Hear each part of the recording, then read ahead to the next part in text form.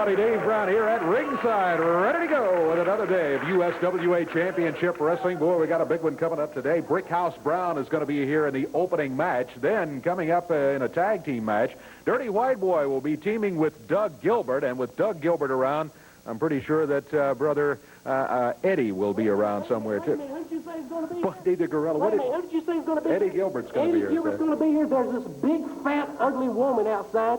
And she left off a present for Eddie Gilbert. It's his baby. He ain't been paying child support. Okay. And look here, can y'all get a close-up of this? You want to see Eddie Gilbert's baby? It looks just like him. It looks just like Eddie Gilbert. Come on, get a close-up of this. Wait a minute, which camera? Which one? Right here. This one. Here we go. I want y'all to look at the monitors, people. Here we go. Eddie Gilbert, there's your baby. Oh, my goodness, I don't believe that. Buddy the Gorilla. Oh, my goodness. Also coming up today, Brian Lee and Don Harris will be here. Jeff Gaylord, the Missouri Tiger, Joey Maggs, and Rex King. Should be quite a day on USWA Championship Wrestling. You stay with us. We'll be back with that opening match in a moment.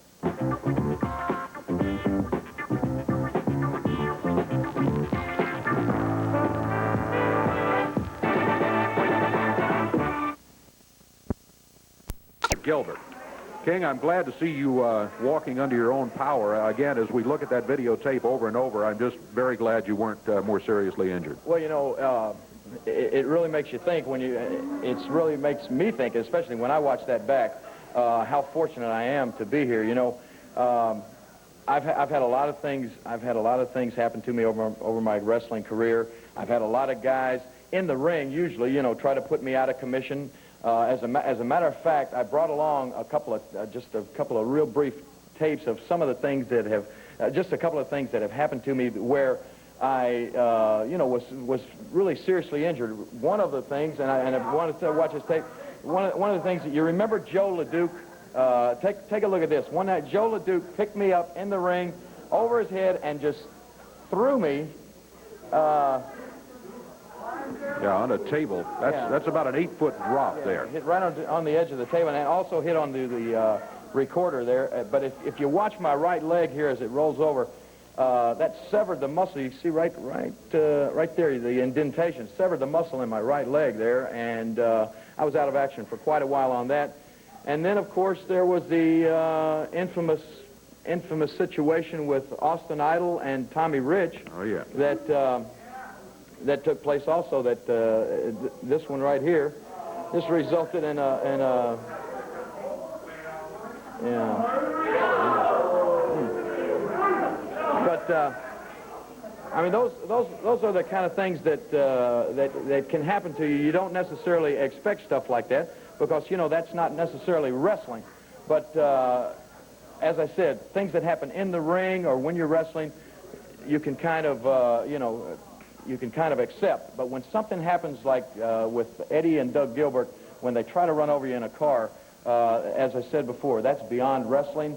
That's you know, that's totally uncalled for. I don't think that I don't know what about the promotion, but I am certainly not going to let somebody get by with that without some sort of punishment. And I'm going to obviously have to take it on myself to do what needs to be done to Eddie Gilbert. Now, I want to, if we can, I want to roll that film just real quick one more time to keep it fresh in my mind with the car incident, and to know, you know, this is, like I said, I realized I had time to think, to make one thought as I realized he was actually coming toward me. At first, you know, I saw him getting in the car, and I thought, well, you know, he's going to just drive by us or whatever. But all of a sudden, I realized this guy is coming right for me.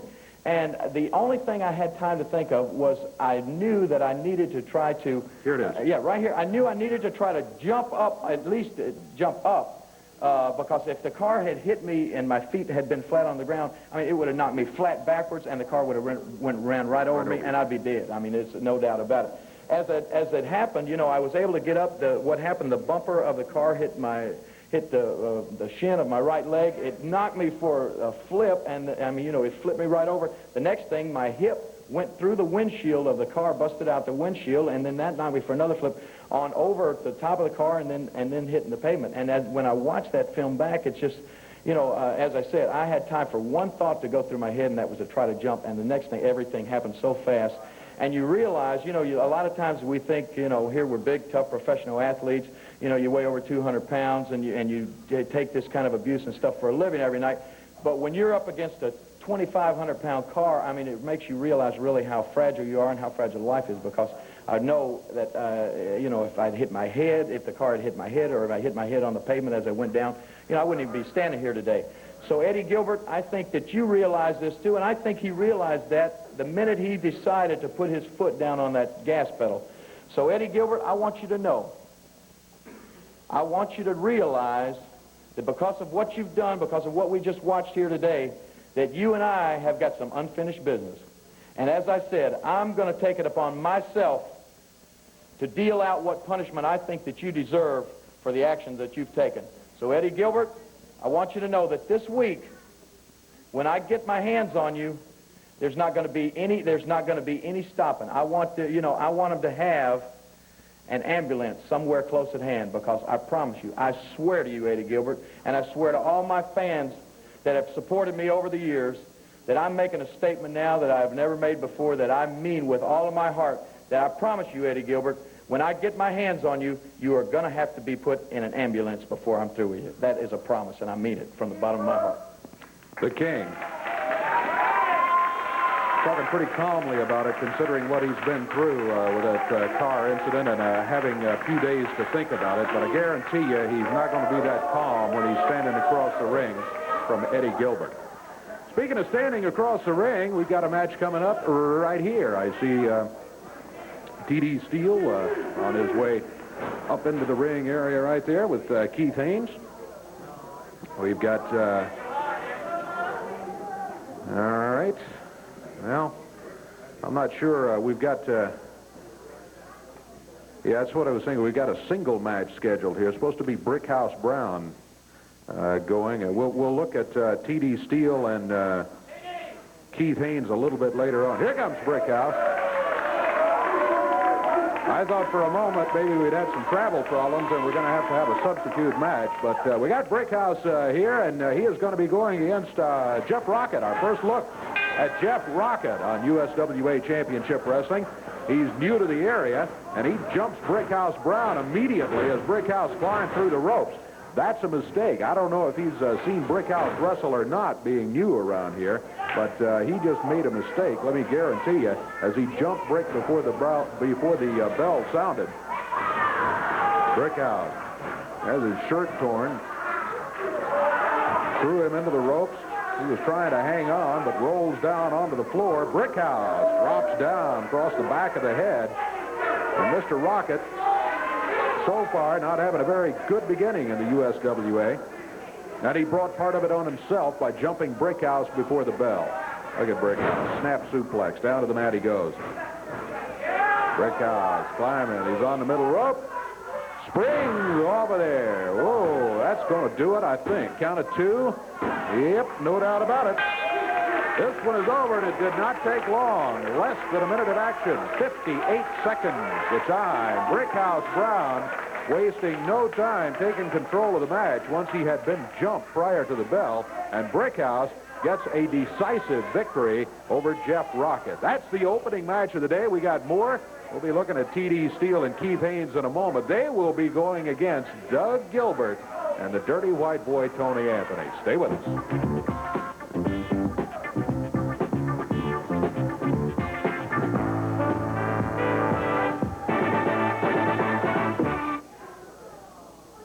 Hello, Evansville wrestling fans. Michael St. John here for the USWA to tell you about the card Wednesday night at the Evansville Coliseum. A lot of the feuds, a lot of the problems the USWA has had between wrestlers is going to come to a head Wednesday night right here at the Evansville Coliseum. Opening action, Rex King and Hotshot Joey Maggs take on the Galaxan and the New York Brawler.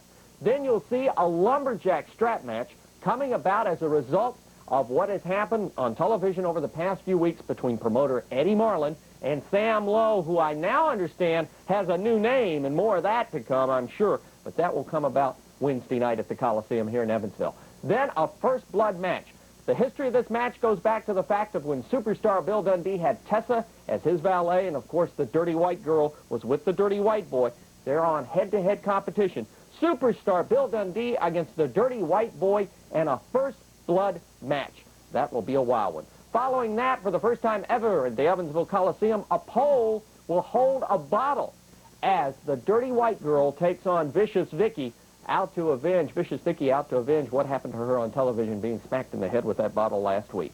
Then, referee Frank Morrell has vowed to put Downtown Bruno out of action in a single match at the Coliseum. The first main event, a USWA Tag Championship match with Bruno barred from ringside as Jeff Jarrett and Jeff Gaylord take on Brian Lee and Don Harris. And the main event at the Evansville Coliseum is Jerry the King Lawler against Hot Stuff Eddie Gilbert. Lawler has on his mind revenge, as you saw what Eddie Gilbert tried to do to Jerry in his car. All that at the Evansville Coliseum Wednesday night.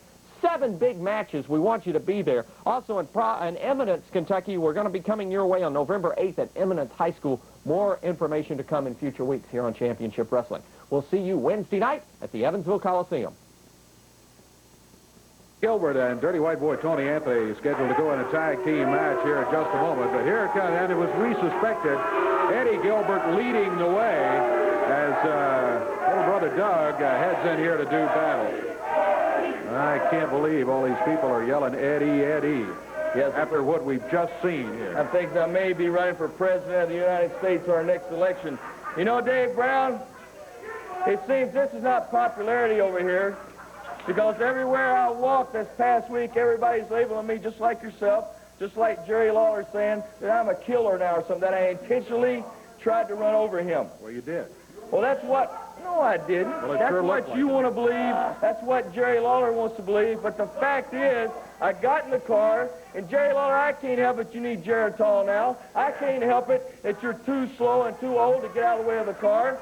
I expected you to move. I just wanted to get out of here. I just got fired. But you got in my way. You want to label me a killer? You want to say that I actually tried to run over somebody? Well, let's just talk just a minute about a person getting killed in a ring. Because that happened one time, yes? I think so. That happened one time. I actually saw a person get killed in a wrestling ring. As a matter of fact, I have that tape, too. And I want everybody here to see. I have a tape, but I want to tell all the mothers and the daddies out there that parental discretion is advised by Hot Stuff. Any little kids in the living room watching right now may just want to go to their bedroom just for about 2 minutes, because I've got something I want to show here. If they've got the tape of the person getting killed in the ring, I want them to show it right now. There's no doubt about that. Right here. Yeah, all of them out. He's already making his will out right here. He spent several days in the hospital. That's exactly right. I'm just mad because he didn't put me in the will. But he wasn't killed in the ring. Ambulance. That's how dangerous things can get. Right there, that was the last we saw Andy Kaufman. He was killed in the ring. He was not killed in the ring. How do you say that? Well, he just was not. He was not. Yes, he was. What? Now, I guess you're the doctor. Now you're going to say he died of cancer or something like that. Well, he did. Yeah, he did. But see, we all know that trauma can cause cancer to grow throughout the body.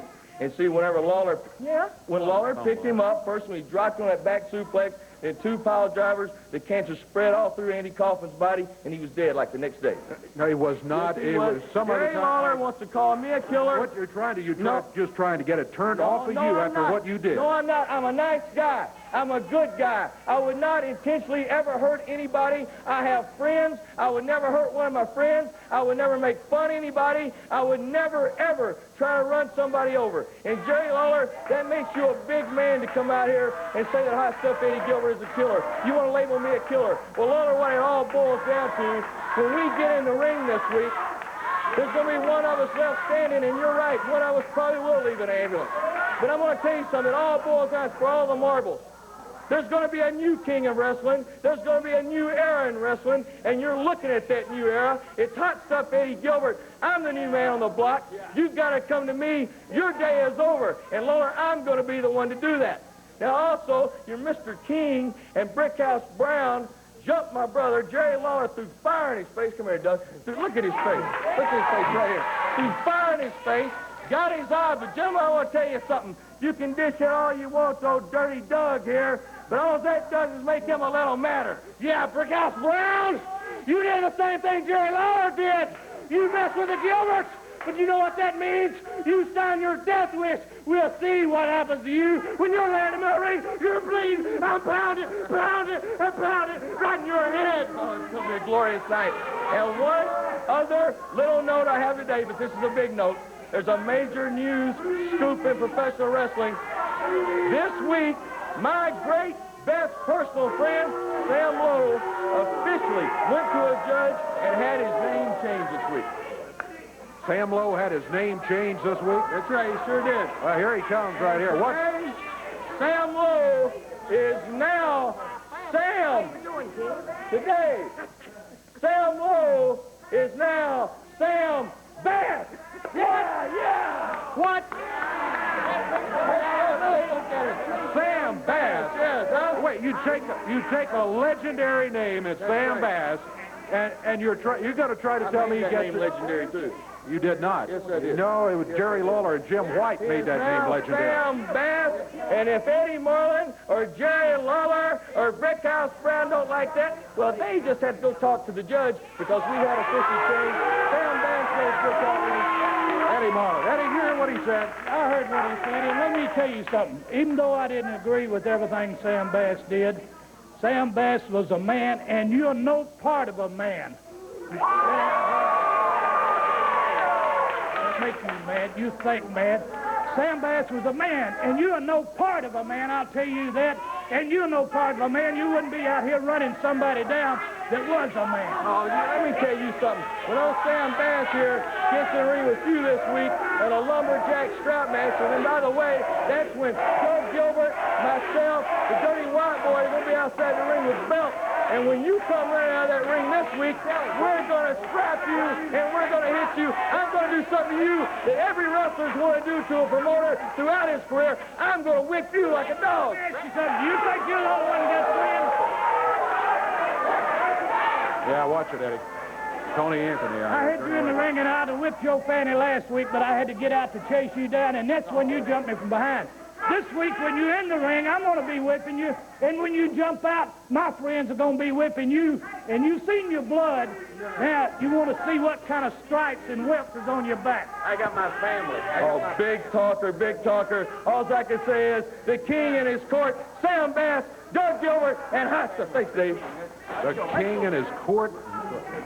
Well, Sam Bass. Sam Lowe's had his name changed, too. I tell you what, disgusting.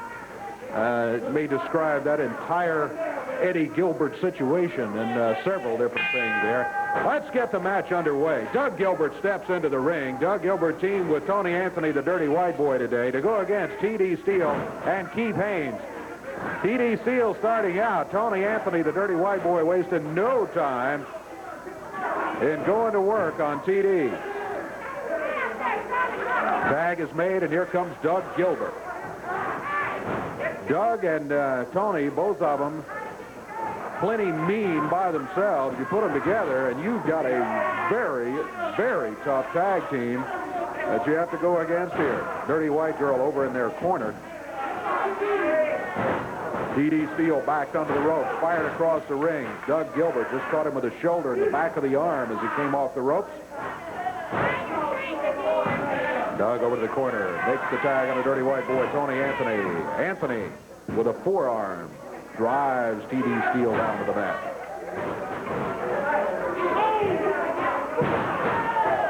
Anthony sits down on him with that big leg. Count of one, does not go for a 3 count, only got a 1 count. Shoulders were down, referee started tolling the count. Tony Anthony throws him into the corner and says, tag your partner. Keith Haynes stepping in there. And as he barely gets into the ring, Tony Anthony starts pounding him, kicking him, slapping him. Haynes thrown across the ring. Anthony in with the upper part of the arm across the forehead, makes the tag on Doug Gilbert. Minute and a half gone in the match, and so far it's pretty well all been Dirty White Boy and Doug Gilbert. Doug Gilbert. He used the fist there. Haynes, he grabs him by the hair, runs the head into the turnbuckle, over to the corner for the tag on the Dirty White Boy. Haynes Bounces in the corner again. The slingshot as Doug fired Tony Anthony into Haynes in the corner, and that is it. Down to 3 falls. This match is history in 2 minutes, 8 seconds, 2:08.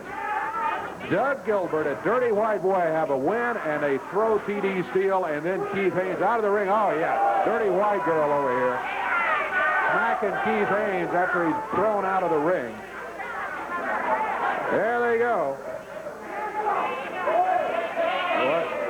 Gilbert nails Keith Haynes again on the way out. Let's get him out of here. Let's us take a break, and we'll rejoin you in just a moment.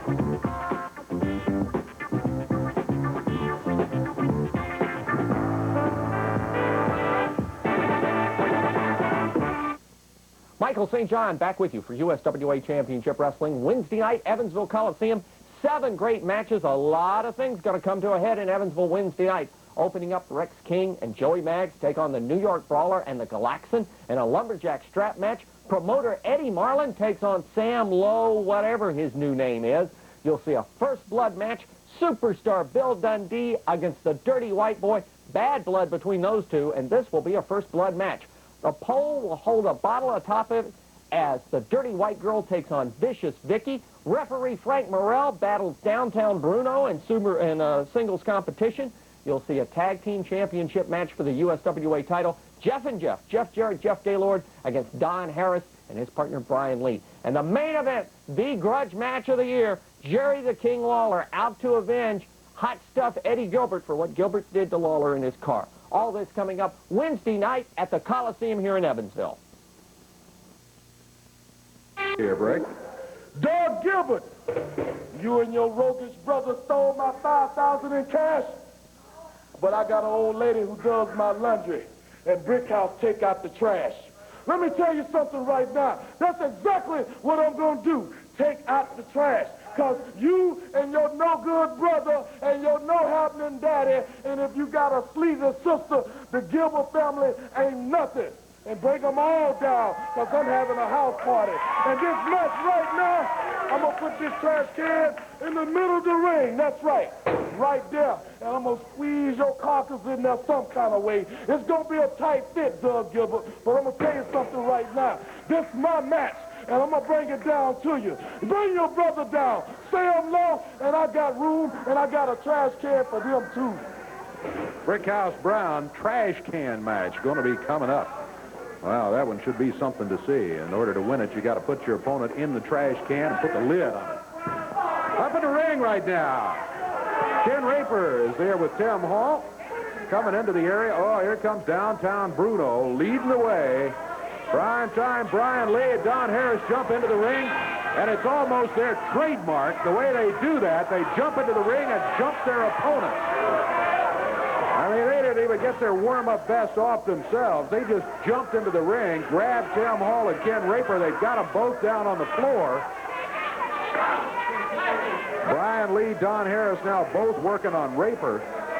Downtown Bruno comes by with a boot for Tim Hall.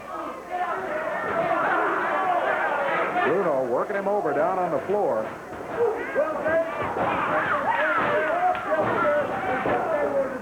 Anybody that messes with Downtown Bruno or the Green Day, who are wrestling the tag team champions of the whole wide world, get the back of what they deserve. That's beaten, annihilated, and destroyed. That's B-A-D. It's like Mama says, Daddy, it bees that way sometimes. Well, you can claim rightfully all you want to, but the fact is your team is not the holder of the championship. They are not tag team champions. They were defeated. Well, right? We got beat by an old bald-headed referee, didn't we? We got beat by a referee. There is not a tag team in professional wrestling that can beat us. I want you to understand something. This team right here, my dream team, is just like the Pittsburgh Pirates. The Pirates are the #1 team in baseball, and the dream team is the #1 team in professional wrestling. Now, Jeff Jarrett, Jeff Gaylord, they're just like the New York Mets. They're pretty good. It's just like everything else, baby. They're not good enough. They can't be the champions. They can't beat the champions, and belts or not, Brian Lee and Don Harris are your world tag team champions, Dave Brown. Well, the match is over after the count of 3. Brian Lee finally got the 3 count, and then they picked Hall up, threw him out of the ring. They threw Ken Raper out of the ring. Downtown Bruno over here running his mouth about this team being the champions, and I don't care what Bruno says, they are not the champions of the world. All right, I thought... Dave, Frank Morrell wants a match with me. Well, brother, I might not be big and a physical specimen and a huge, massive, hulking brute like my dream team. But Frank is an old, bald-headed, goofy referee. I'm young, good-looking. Look at my shirt. Look at my shirt. It talks about Frank Morrell. Yes, sir. Come on. I hate Frank Morrell. And you know why? Because this right here is the dream team, the #1 team in wrestling. I tell you what, you keep talking about Frank Morrell. Frank Morrell had a few words about you in this match, too. Why don't you stand right here and take a look at what Frank Morrell had to say? Frank? You know, downtown Bruno, last week, my job was to watch you, to keep you from interfering in that match. That's exactly what I did, and I did it well. Well, this week, it's a different thing. It's me and you, nobody but me and you in that ring. So when I get done with you, I'm going to break you up like a pretzel. I'm liable to ram your head where the sun don't shine, boy. Well, there's Frank Morrell, and downtown Bruno and his dream team, I guess, didn't want to stand out here and listen to what he had to say. I want to go work here better. Look, this is your World Tag Team Champion. And this is your World Champion Manager, brother. Frank Morrell can't touch me. Mama says it bees that way sometimes. It'll happen. Get ready, Jarrett. Get ready, Gaylord. Because this tag team right here is mad, they're glad, they're bad, and they ain't no fad. And like I said, I'm no big physical specimen like these guys. I'm a little guy. But I'm tough, and I'm rough, and I come from 42 Kane Boulevard, Pittsburgh, Pennsylvania. And around there, baby, an old washed-up, dried-up, has-been referee with big ears, no neck, and a bald head. Can't touch this. It's like the song says, baby. Can't touch this. And Frank Morrell, I hope you got your hearing aid turned way up so you can hear me, brother. I hate you. I don't like you. I have never liked you, and I never will like you. And if you mess with downtown Bruno, you're going to find out just how dangerous it is when downtown Bruno don't like you. So, Frank Morrell, you get in that ring, and I'll show you that just because I'm small, it ain't the size of the dog in the fight. It's the size of the fight in the dog. Yeah. Yeah, well, it doesn't matter what you say. You're going to have to beat him in the ring, and you better watch yourself and keep a hearing aid handy. You may need one after he finishes slapping up the side of the head coming up at the arena here. We'll be back here with more action, so you stay with us.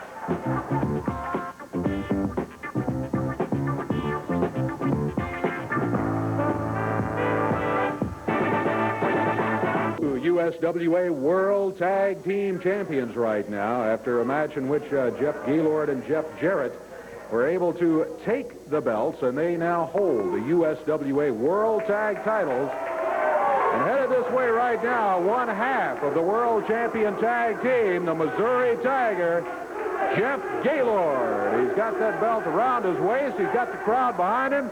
And here he comes to talk about the action coming up. That's right, baby. Downtown Bruno, you're not going to be in the corner this time to interfere with us.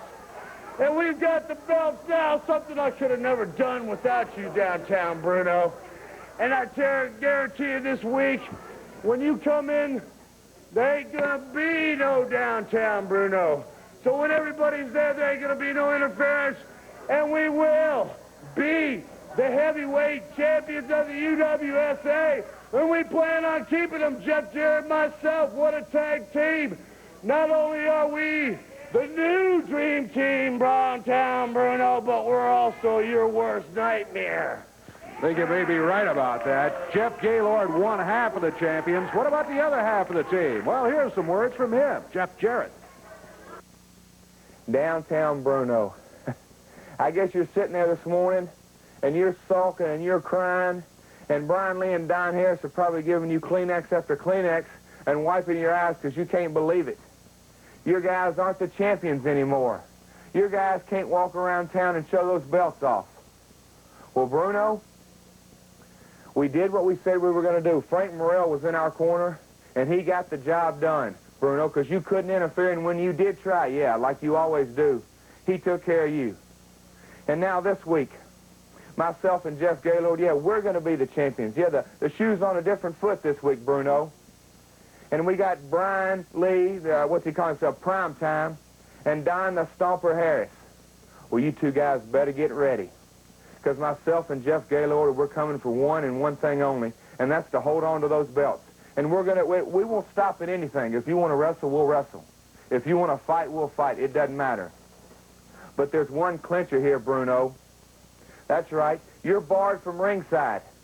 So that makes myself and Jeff Gaylord sleep a little easier. Because we know every time that the situation gets hot and heavy, you got to come up and you either got to distract us or throw your guy a chain, or you do whatever you have to do to get the match done, to get the match won with your team. Well, this week it's a different story because you're barred. It's going to be 2-on-2, and me and Jeff are taking you guys out.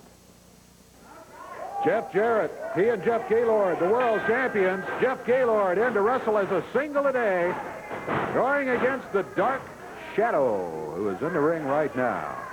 Gaylord ties it up with him in the middle of the ring. Boy, this guy, Gaylord has some credentials as he steps into the ring. Former football player, University of Missouri. I think we've told you the story before. Gaylord snaps the Shadow down to the mat. Dark Shadow off to a rocky start here so far. Gaylord back off the ropes. Drops down with the lower leg right across the rib cage. Shadow not making much move to get up, so Gaylord pops the shoulders down, gets a 2 count. Can't make it stick with it. Look out! Brian Lee, Don Harris jumping into the ring, and they jump Gaylord from behind. Downtown Bruno, come on. Passing a folding metal chair in down to primetime Brian Lee. And he smashed Gaylord with a chair across the back. Look at this, all 3 of them jumping up and down on the Missouri Tiger. Bruno bringing his charges back in here. I think maybe Jeff Jarrett was right when he said that Bruno is really upset because these guys can't go around claiming they're the world champions anymore, and Bruno can't say the Dream Team, the world champions. They are not. Why don't you take them out of here? This is ridiculous. Jump one man with 3. That's your champion. Everybody, Dave! I'll teach you to bar me from ringside, Dave. I'll teach all of them to bar me from ringside. Get ready. I didn't bar you from ringside, but you are, in fact, barred from ringside, and you will not be allowed there when the World Championship match comes up with the USWA World titles on the line. Jeff Gaylord walking around with that chair. Oh, my goodness. He's ready for action, let me tell you. I think we'll try to let him calm down. We'll be back with more USWA action.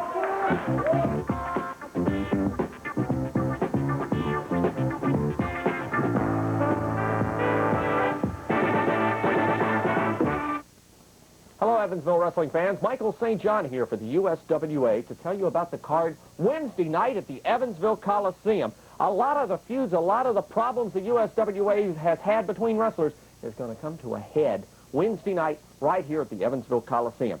Opening action, Rex King and Hotshot Joey Maggs take on the Galaxan and the New York Brawler. Then you'll see a lumberjack strap match coming about as a result of what has happened on television over the past few weeks between promoter Eddie Marlin and Sam Lowe, who I now understand has a new name, and more of that to come, I'm sure. But that will come about Wednesday night at the Coliseum here in Evansville. Then a first blood match. The history of this match goes back to the fact of when superstar Bill Dundee had Tessa as his valet, and of course the Dirty White Girl was with the Dirty White Boy. They're on head-to-head competition. Superstar Bill Dundee against the Dirty White Boy and a first blood match. That will be a wild one. Following that, for the first time ever at the Evansville Coliseum, a pole will hold a bottle as the Dirty White Girl takes on Vicious Vicky out to avenge what happened to her on television, being smacked in the head with that bottle last week. Then, referee Frank Morrell has vowed to put Downtown Bruno out of action in a single match at the Coliseum. The first main event, a USWA Tag Championship match with Bruno barred from ringside as Jeff Jarrett and Jeff Gaylord take on Brian Lee and Don Harris. And the main event at the Evansville Coliseum is Jerry the King Lawler against Hot Stuff Eddie Gilbert. Lawler has on his mind revenge, as you saw what Eddie Gilbert tried to do to Jerry in his car. All that at the Evansville Coliseum Wednesday night. 7 big matches. We want you to be there. Also in Eminence, Kentucky, we're going to be coming your way on November 8th at Eminence High School. More information to come in future weeks here on Championship Wrestling. We'll see you Wednesday night at the Evansville Coliseum. All right, well, we're just about set to go with that expiration of time match coming up here on USWA Championship Wrestling. We're coming this way very quickly. I see Dirty White Girl and Dirty White Boy, Tony Anthony, headed this way. And Dirty White Boy's got a match coming up against the Superstar this week. That's right, Superstar Bill Dundee, boy. For a long time, you've been a thorn in my side. Well, this time, brother, a first blood match. Now, I'm not going to stand out here and say that's my type of match. I'm mean and I'm vicious in that type of match because everybody knows that to be a fact. So what's going to happen, Dundee, is I'm not going to be satisfied with just a little trickle of blood. I'm going to be satisfied when I got your stinking skull and brains scattered all over the Coliseum, all over the floor, and mainly all over me because I'm sick and tired of looking at your little runt. You understand what I'm saying? You're a little runt, you're in a big man's world, baby, and I'm going to be the man that deals with you. Well, okay, first blood match. Whoever draws first blood gets the winner in the match. Dirty White Girls, I tell you what, before we talk about that, though, Bill Dundee had a few words about that match. Let's listen to what Bill had to say. Everybody get down on his left. You see, Tony Anthony, at the beginning of the book, there's a start and there's a finish, and I guess that's the end. And I hope this week it's the end of you, brother. I have looked at you all summer, whether it was Miss Tessa and me beating you up, the Dirty White Girl, one-on-one. She tore her clothes off. It was Vicious Vicky. It didn't matter. One-on-one, we was winning. But always somebody would jump in backstabbing. Well, brother, the final chapter's fixed to be wrote this week, Jack, because it's a first blood match. And that means it goes on until somebody gets busted open.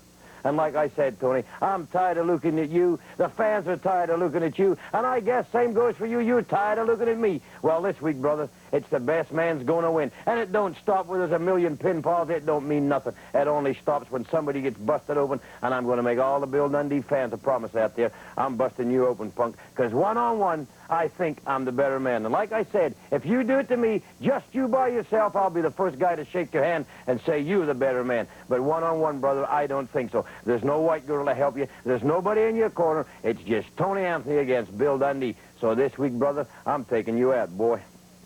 Oh, he talks real big behind the camera, don't he? Why ain't he out here talking to me man to man? Well, enough about that. What I want to talk about is that, did you see that sleazy, slimy, flea bag, nothing happening butch that they call, what, Vicious Vicky? That's got to be the ugliest woman walking the face of God's green earth. You know it? Because, you know, I heard that Dundee and her went to the dog track, and 10 people betted on her before they got to her seats. Come on, let's stop it.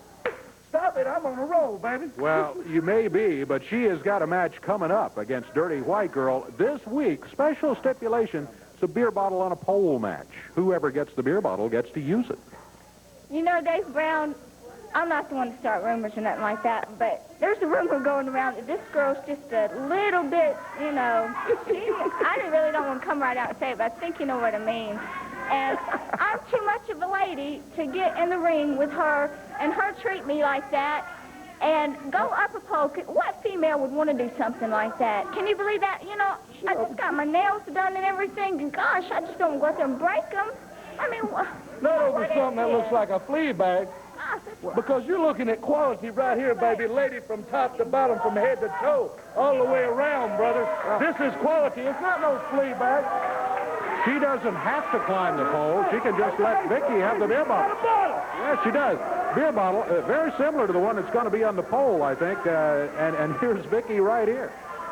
Look, I'm going to say one thing. I got the bottle now. It's going to be on top of that 10-foot pole. And I'm telling you right now, I'm going to get it, and I'm going to use it. And for you, you little sleaze bag, you're going to see your own blood because I am going to get as much of it as I can. Well, that's Vicky. Vicky with the beer bottle. The beer bottle will be on the pole, and whoever can get to it first gets to use it as a weapon. All right, that's the match coming up. Vicious Vicky against the Dirty White Girl. We got a match coming up right here, too. Tag team action, and here comes Joey Maggs right here. USWA Ring Girls leading the way as Joey and his partner Rex King head into the wrestling area, taking just a moment to greet the fans. Well, what a fine tag team they are, too. Here come their opponents, the Twilight Zone. These guys have been around a few weeks, and now I tell you what, they don't have a great one-loss record, but they have certainly given an interesting accounting of themselves in several matches here. Nebula and Quasar. This is our week, he says. Well, we'll see. They're going against some tough opponents in Rex King and Joey Maggs. Joey Maggs starting for his team right now. Rex and Joey, of course, former holders of the USWA World Tag Team titles. Tells you what caliber wrestler they are. Joey Maggs doing battle with one of the Twilight Zone. There's the tag made, and here comes Rex King. Rex King wrapping up those arms as they double up a little bit. Joey Maggs now steps back out on the ring apron. Rex put the twist on the left arm. Reversal by the Twilight Zone. Rex King kicks him back, though. He wasn't able to set up on it and keep it very long. He's back up on his feet.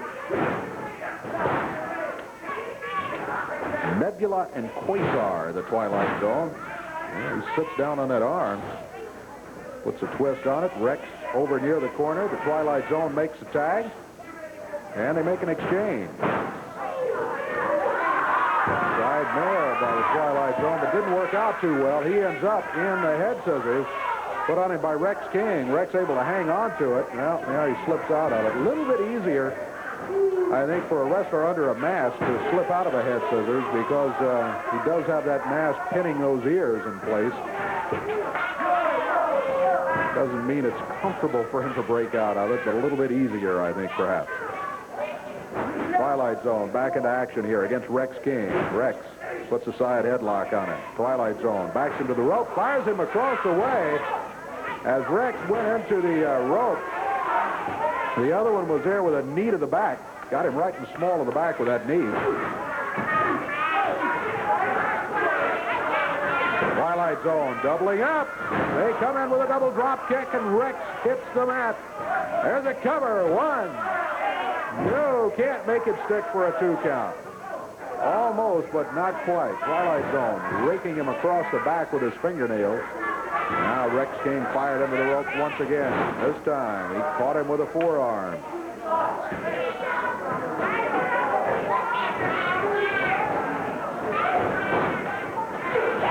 Off the ropes, Rex King's turn. This time with a forearm clothesline. He makes the tag on Joey Maggs. Joey takes over, twists that left arm, flips him down to the mat. Sits down with the upper part of the leg on the upper part of the Twilight Zone's arm.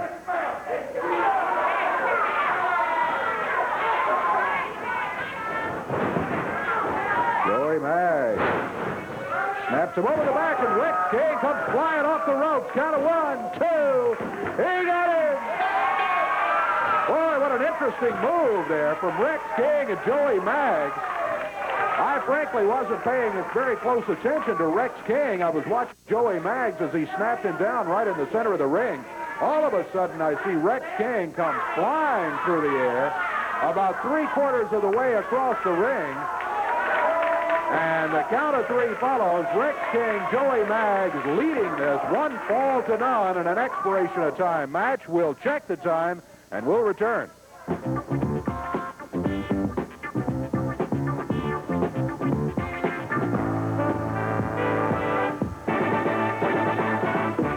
USWA Championship Wrestling today. Joey Maggs and Rex King getting the victory over the Twilight Zone, Nebula, and Quasar. But that's not all that happened here by any means today. Jeff Gaylord, the Missouri Tiger, did get a victory. He was going against the Dark Shadow. Never really had much chance to get going. All of a sudden, it was Brian Lee and Don Harris jumping him along, of course, with Downtown Bruno and a folding metal chair. So it was 3 against 1 plus the chair at one point. But Gaylord did get the victory on a technical loss. Not the way he likes to win a match, but it's a victory nonetheless in the books.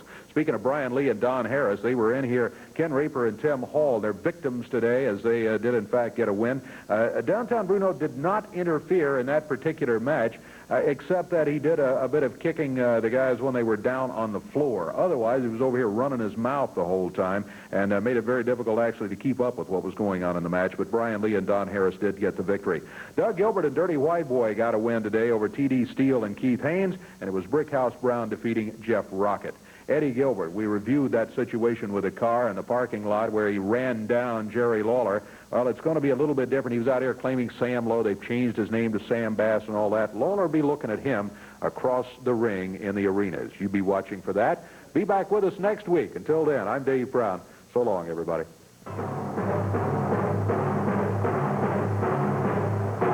The announcers on this program are selected and paid by parties other than this station, mainly the promoters of USWA Championship Wrestling.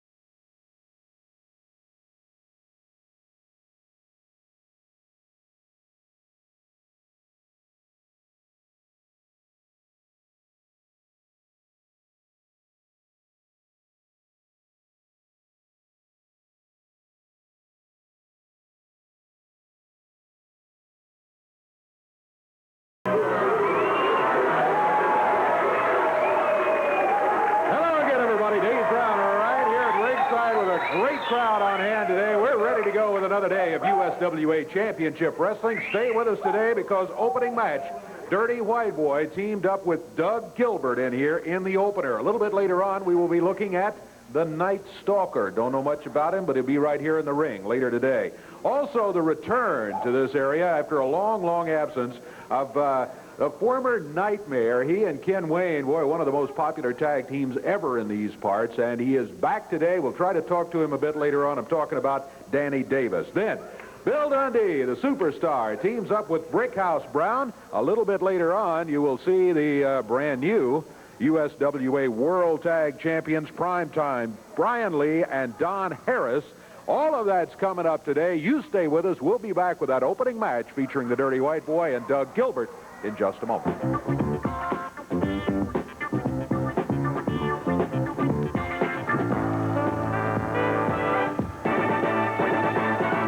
The USWA Ring Girls have just escorted Tim Hall and Ken Raper to ringside. Referee Jerry Calhoun also in the ring, set to go. And as soon as their opponents arrive, we'll be underway with USWA action today. Here they come. Dirty White Girl on the way out here, leading the way as Dirty White Boy and Doug Gilbert head for ringside. This is a one-fall, 10-minute time limit match. Tag team action. Jerry Calhoun, the referee. We're waiting for the signal. As soon as we get only one person in the ring on this side, we'll be set to go. And here we go. That one person is going to be the Dirty White Boy, Tony Anthony, starting against Ken Raper, right in the center of the ring. Dirty White Boy round behind, wasted no time, letting that power that he exhibits in most of the matches that he's in take control. Whoa! Upper arm across the top of the head twice. You know, he hit him with that elbow pad, beginning to wonder if maybe there's something inside that elbow pad. Nothing inside that, just an open-handed slap. Ken Raper hits the mat. Dirty White Boy dropping down with the upper arm repeatedly, not letting Ken Raper get going at all. Picks him up by the hair. That's illegal. Over to the corner, makes the tag on Doug Gilbert. That's a right fist, doubled up. He didn't even try to hide it from the referee. Jerry Calhoun warns him about it. Doug Gilbert with a clothesline across the chest. Ken Raper hits the mat. It's been a rough day already for Ken Raper, and he's only been in there about 30 seconds. They double up on him. Ken Raper off the rope. Double clothesline. Down to the mat he goes. Doug Gilbert climbs out of the ropes. Count is 1. Nope, not going to make it stick there. Tony Anthony, the dirty white boy, breaks it. Did not even attempt the count of 3. Oh, reverse neck breaker. Powerful move by the dirty white boy. Ken Raper holds his neck. Now Anthony did not even try for a cover. Smacks him down again. Tony Anthony and Doug Gilbert have really been beating up Ken Raper. They've kept Ken in there the entire time. Oh, Doug Gilbert. Like running into a locomotive. He was coming across that ring, and as Raper sprung off the ropes, he was right there and nailed him with a shoulder. Raper. Boy, what a day. They have just kept him smothered. About the time Ken would be able to get something going, they nail him again. Look at this. They double up, and from behind, dirty white boy gets him with a forearm. He went back to the ropes to get some momentum. There's Doug Gilbert. Powerful right fist again. That's at least twice he's just flat hit him with a fist. Whips him across the ring, makes the tag. Look out, here comes Tony Anthony. Here comes the slingshot. They reverse it. Anthony goes flying head on into Ken Raper back in the corner. This ought to do it if he makes it stick for the 3. Count of 2 and 3. It's all over. Dirty white boy and Doug Gilbert get themselves a victory. The time on it, 2:07, 2 minutes, 7 seconds. Dirty white boy and Doug Gilbert all the way. Now look out. Tim Hall thrown out of the ring down onto the floor. They walk away after nailing Ken Raper once again, and they're headed this way. Tony Anthony, dirty white boy, Doug Gilbert, and the dirty white girl with something in hand. I know you probably want to stand out here, and you're wanting to talk about myself and the hitman, Doug Gilbert. Well, I'm here to tell you right now, we want to put this little lady right here, center stage, because she's not too heavy, because you see, I don't know whose sick idea that this was. You're talking about the dog food match, right? Yeah, that's what I'm talking about. You know, if they say, I don't know whose idea this was, but if you think for 1 second that I am going to eat a can of Alpo, no. Well, it's not going to happen. So Vicious Vicky, you better be prepared to get on all fours, because it says it's 100% complete nutrition, so I guess that's right up your alley, huh? Well, she's a big dog. I think she'll like that, don't you? You know, whose idea do you think this was? I don't know. It's no doubt in my mind whose idea this was. You know, Superstar Bill Dundee, I think you could come up with something a little better. I mean, my God. You know, I guess he's a little upset because I ran that fleece bag, that bleach blonde bimbo away. I think that was her name, Tessa. It's been so long. It hadn't crossed my mind here lately. But anyway, you know, I heard. What'd you hear? I heard a rumor. I heard Vicious Vicky and Superstar Bill Dundee are living together. Now, could you imagine? Could you imagine waking up to that every morning? It would scare me to death. I'm telling you, you know what he probably does every morning when he gets up? Probably puts a fleece collar on it. Puts a fleece around his neck and takes it for a walk. Here comes the superstar headed this way right now. Yeah, let's see what he has to say about this situation. Bill, I guess you've heard all of this out here. I ain't addressing nothing to you. Just stand here. All I want to do is talk to this. I'm going to use the word lady, but I'm going to use it real loosely, baby. I bet you eat that every morning, fried, baked, or any other way you want. You never run Tess out of town. You never done nothing by yourself unless he helped you or somebody else helped you. You never done nothing except stand here and run that little mouth off. And talking about dogs, you know all about it. And me and Vicky, she's just a friend of mine. Has nothing to do with living with nobody. Just a friend of mine. Yeah, so do never run nobody out of town, my friend. You know, I really don't care what your opinion is, and I'm just going to tell you what I think of.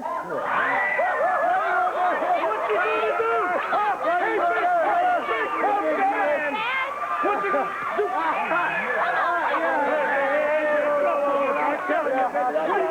You want to beat up a hammer?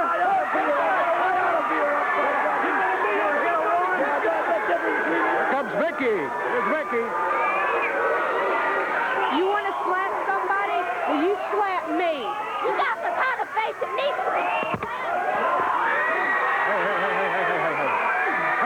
Tony, come on. Oh, boy, now both of them jumped Dundee. Doug Gilbert and Tony Anthony out here. 2 against 1. Come on, Tony, leave her alone. Holding her so dirty wide. Whoa, that chair will even it up a little bit, and that gets rid of them finally. Boy, I tell you, what a group that is, Bill. Let me tell you something, white boy.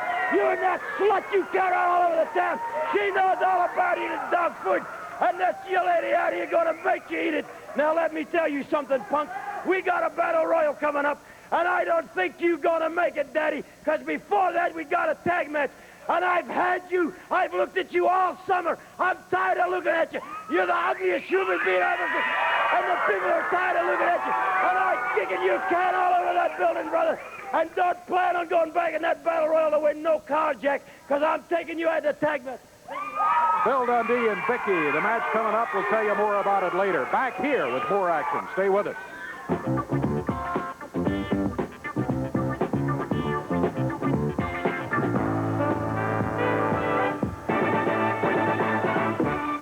The action is hot and heavy. Wednesday night, the Evansville Coliseum. It's USWA Championship Wrestling. 6 great matches. Opening up, Rex King battles Sam Bass. Hotshot Joey Mag versus the New York Brawler. You'll see Danny Davis in action against Doug Gilbert. Tag team action. Superstar Bill Dundee and Brickhouse Brown take on the Dirty White Boy and Hot Stuff Eddie Gilbert. Special dog food match. Somebody will eat dog food. Vicious Vicky against the Dirty White Girl. And the main event for the USWA Tag Championship, Danny Davis, special referee, Downtown Bruno handcuffed to Frank Morrell as Jeff Jarrett and Jeff Gaylord team against Brian Lee and Don Harris. Don't miss action coming to Providence, Kentucky on Sunday, October 7th, 3:30 at the Providence Independent School. Save $1 in advance tickets at Thrifty Pharmacy. And Eminence, Kentucky, the USWA is headed your way Thursday, November 8th at the high school. And don't miss a minute of the action. Wednesday night, 6 great matches, the Evansville Coliseum. Hi, folks. Bill Dundee here. Let me tell you something, Hot Stuff Eddie Gilbert, and you, Tony Anthony. One of you is running around thinking you're going to run people over in cars, and the other one's got a rope and put it around people's neck and trying to hang them, and I don't know what you think. This is the name of the game, still wrestling. And Eddie Gilbert, you ought to know better, because your daddy, Tommy Gilbert, brought you up right. He taught you right from wrong, and he was as good a wrestler as there is. And I'm sure he knows, and he's not. I'm sure he can't be too proud of you, boy. In fact, I know he's not. But you, white boy, I'm telling you something too, brother. I've been looking at you all summer, and I'm tired of looking at you. The people are tired of looking at you. So maybe if Brickhouse Brown and the Superstar beat you up good enough, you'll go away, and you won't come back, because I'm sick to death of looking at you. But it's not going to make no one ever mind which one we pin, 1, 2, 3. It's going to be Brickhouse Brown, Bill Superstar Dundee against Hot Stuff Eddie Gilbert, and you, Tony Anthony, Dirty White Boy. Oh, and little Missy, I hope you're still around. I hope you're still ringside, because I haven't forgot you running Tessa out of town. Well, we'll see you boys in the ring, okay? You know, there have been some things going on around the USWA all over the territory in recent weeks involving Hot Stuff Eddie Gilbert and this man coming right here. The one and only King, Jerry Lawler. Boy, look at the greeting from the fans as the King heads around this way. Want to get him over here to talk just a bit about the situation with Eddie Gilbert. We got some videotape we want to show you, too, about some of the action. He'll have some things to say about that. We'll both talk about some action that happened. We've even got some kind of fan video to show you. Jerry was just talking a little bit about the situation that's been going on with Gilbert the last few weeks.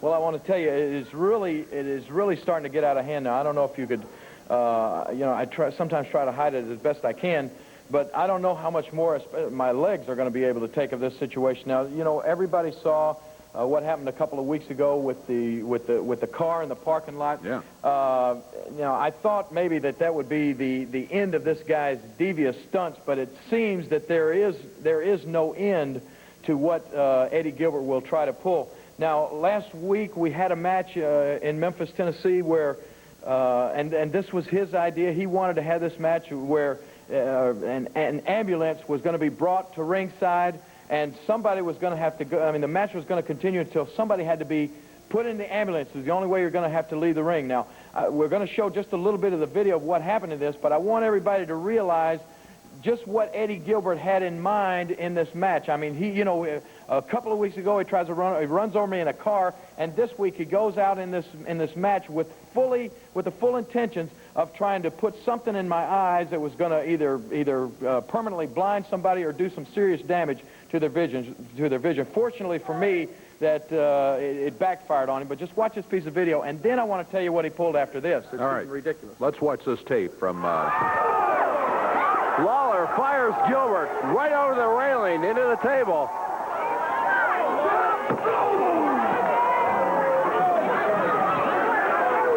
Lawler, picking Gilbert back up, runs his head right into that metal ring pole. Lawler setting him up for a DDT on a chair. Lawler wants to end this match early. Nails him with it. Picks him up. Gotta go for it, and just runs his head right down into the mat and hard. This has gone way beyond any wrestling, way beyond winning any match. They're into hurting people.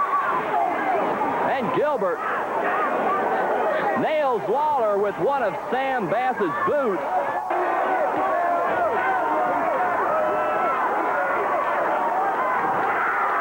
Eddie Gilbert wanting the ambulance caught in for Lawler.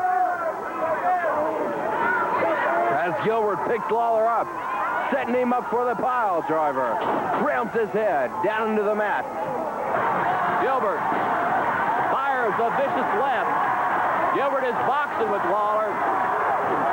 Firing in with left and right.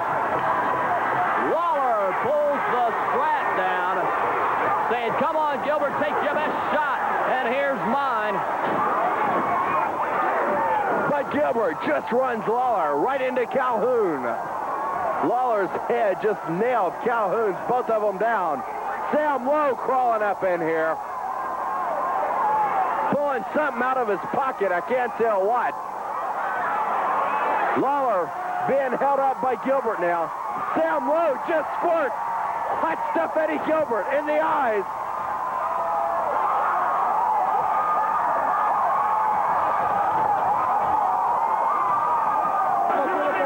Calhoun saying, "Sam, you want the ambulance?" Sam said, "Yes, he wants it." Sam Bass said, "Yeah, bring that ambulance out here." Eddie Gilbert being put on the stretcher now. Sam Lowe gonna go out with him.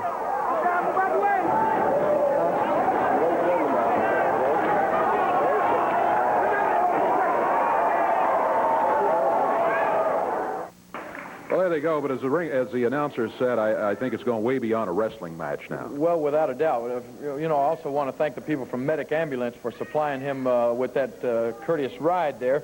But then, you know, as you said, things just keep on happening. It's like this guy is obsessed.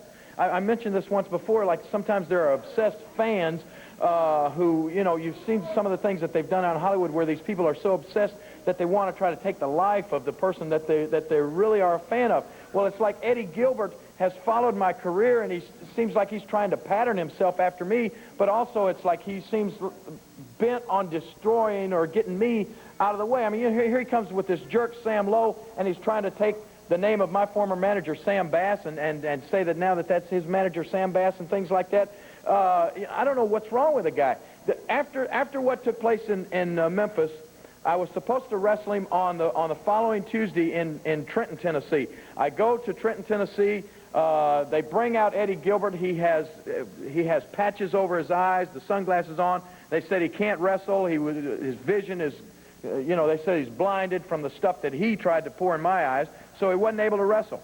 So then, last night, I go to a city up in Missouri, and I'm supposed to wrestle Eddie Gilbert again there in the small town of Missouri, and the same situation. Eddie Gilbert comes out to the ring. He's got the patches on his eyes. He's got the sunglasses on. They said he's unable to wrestle, so they substitute his brother, Doug.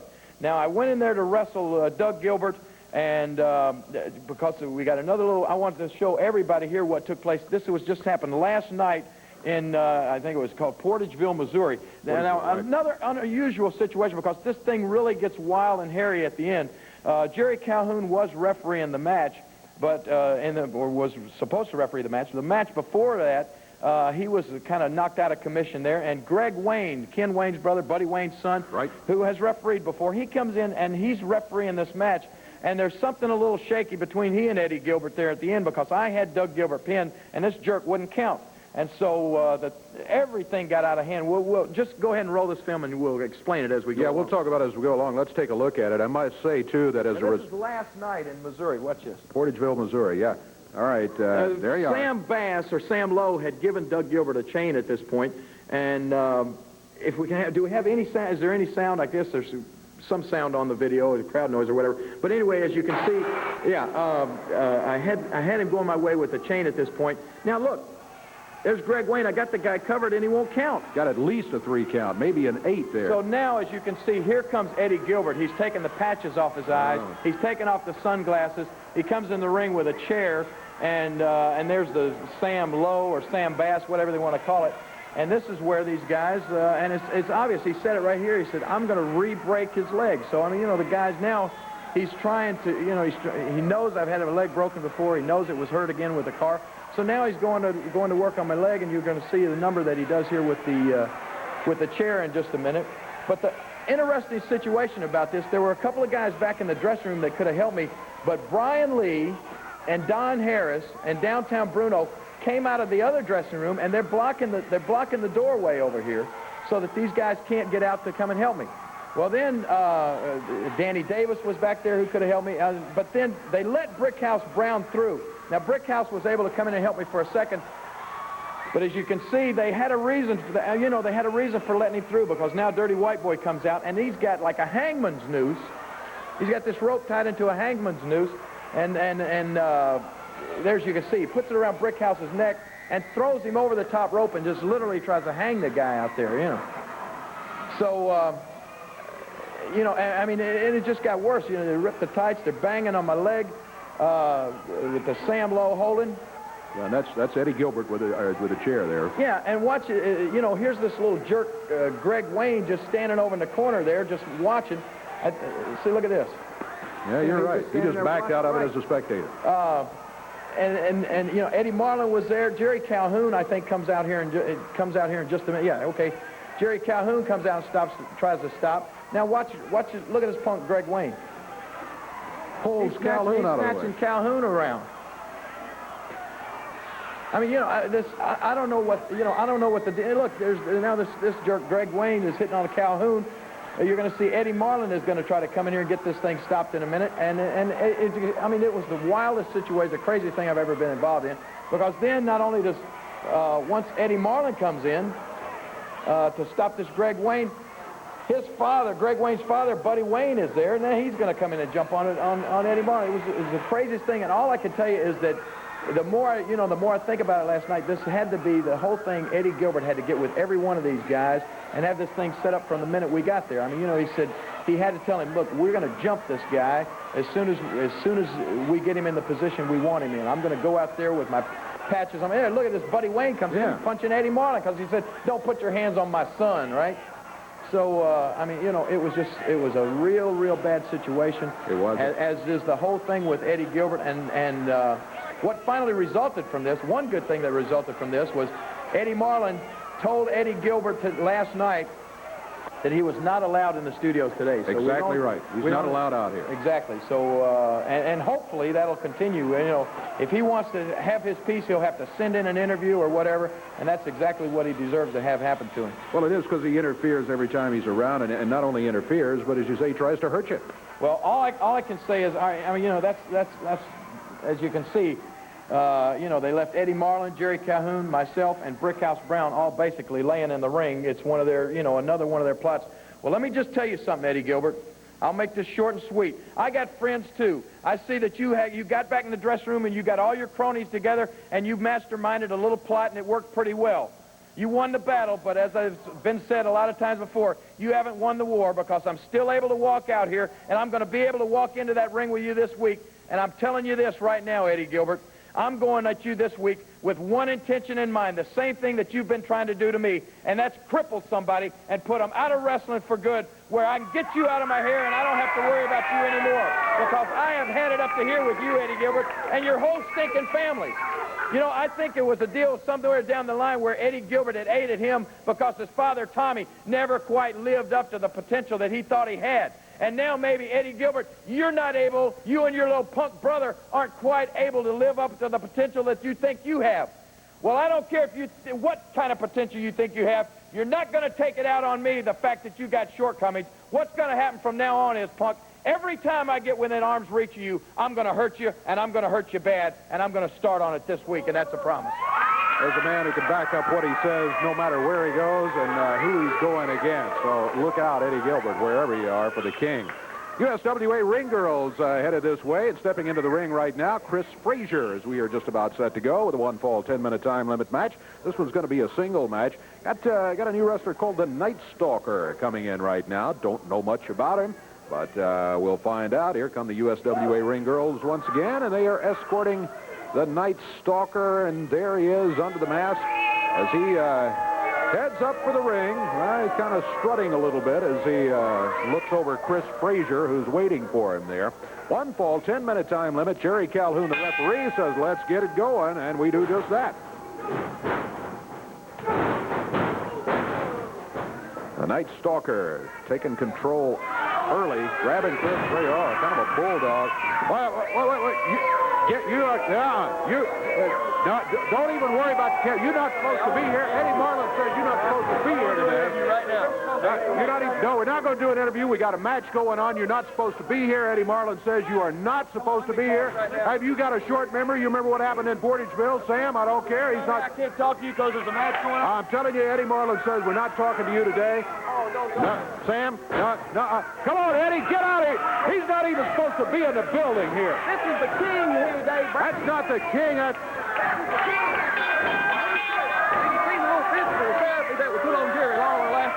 I saw the videotape, and for that reason, he is not even supposed to be in the building. Eddie Marlin, he is up there, and he's just thrown Chris Frazier and the Night Stalker out of the ring.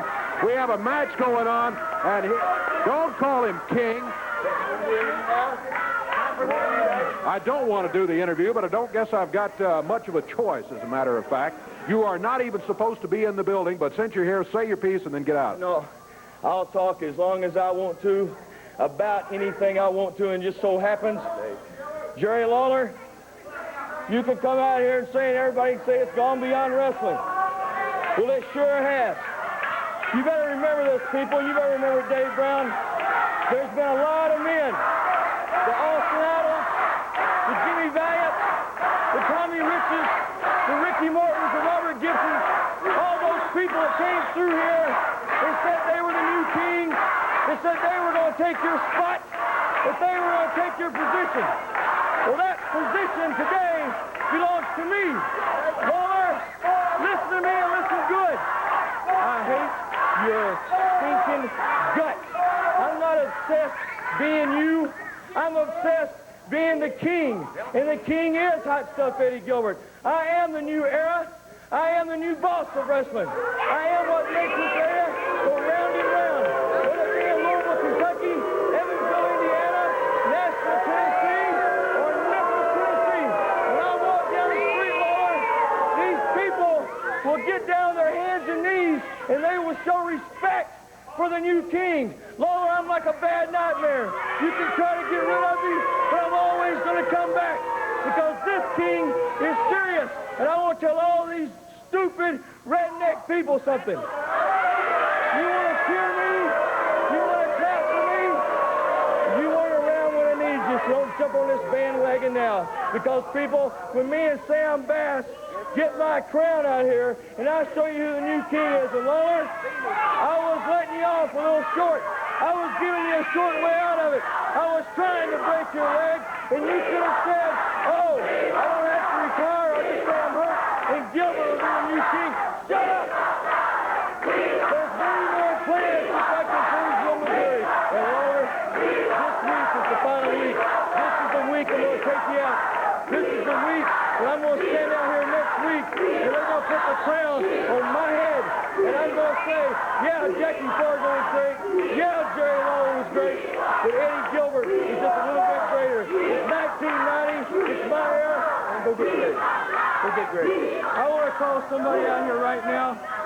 Since being the king in my court, I love loyalty. I love people that show me they love Hot Stuff Eddie Gilbert. And right now I want to call a man out here that last night in Torreysville, Missouri. Greg Wayne, yeah. Wait.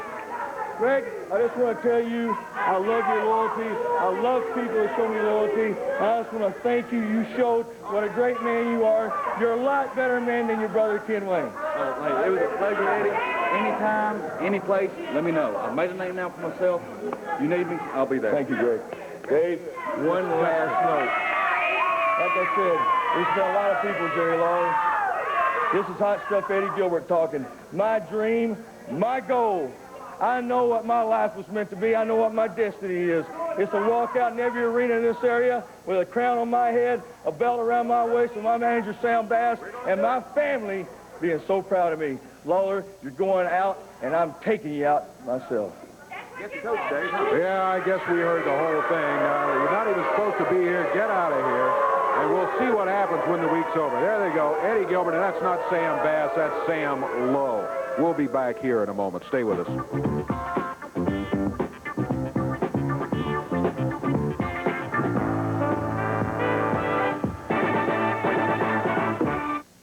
The action is hot and heavy. Wednesday night, the Evansville Coliseum. It's USWA Championship Wrestling. 6 great matches. Opening up, Rex King battles Sam Bass. Hotshot Joey Mag versus the New York Brawler. You'll see Danny Davis in action against Doug Gilbert. Tag team action. Superstar Bill Dundee and Brickhouse Brown take on the Dirty White Boy and Hot Stuff Eddie Gilbert. Special dog food match. Somebody will eat dog food. Vicious Vicky against the Dirty White Girl. And the main event for the USWA Tag Championship, Danny Davis, special referee. Downtown Bruno handcuffs to Frank Morrell as Jeff Garrett and Jeff Gaylord team against Brian Lee and Don Harris. Don't miss action coming to Providence, Kentucky on Sunday, October 7th, 3:30 at the Providence Independent School. Save $1 on advance tickets at Thrifty Pharmacy. And Eminence, Kentucky, the USWA is headed your way Thursday, November 8th at the high school. And don't miss a minute of the action. Wednesday night, 6 straight matches, the Evansville.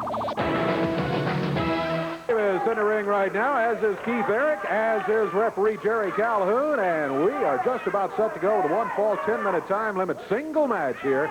Been looking forward to this one, the return of Danny Davis. Danny Davis, as we said earlier, one of the most popular wrestlers ever around here, along with his partner Ken Wayne as the Nightmares.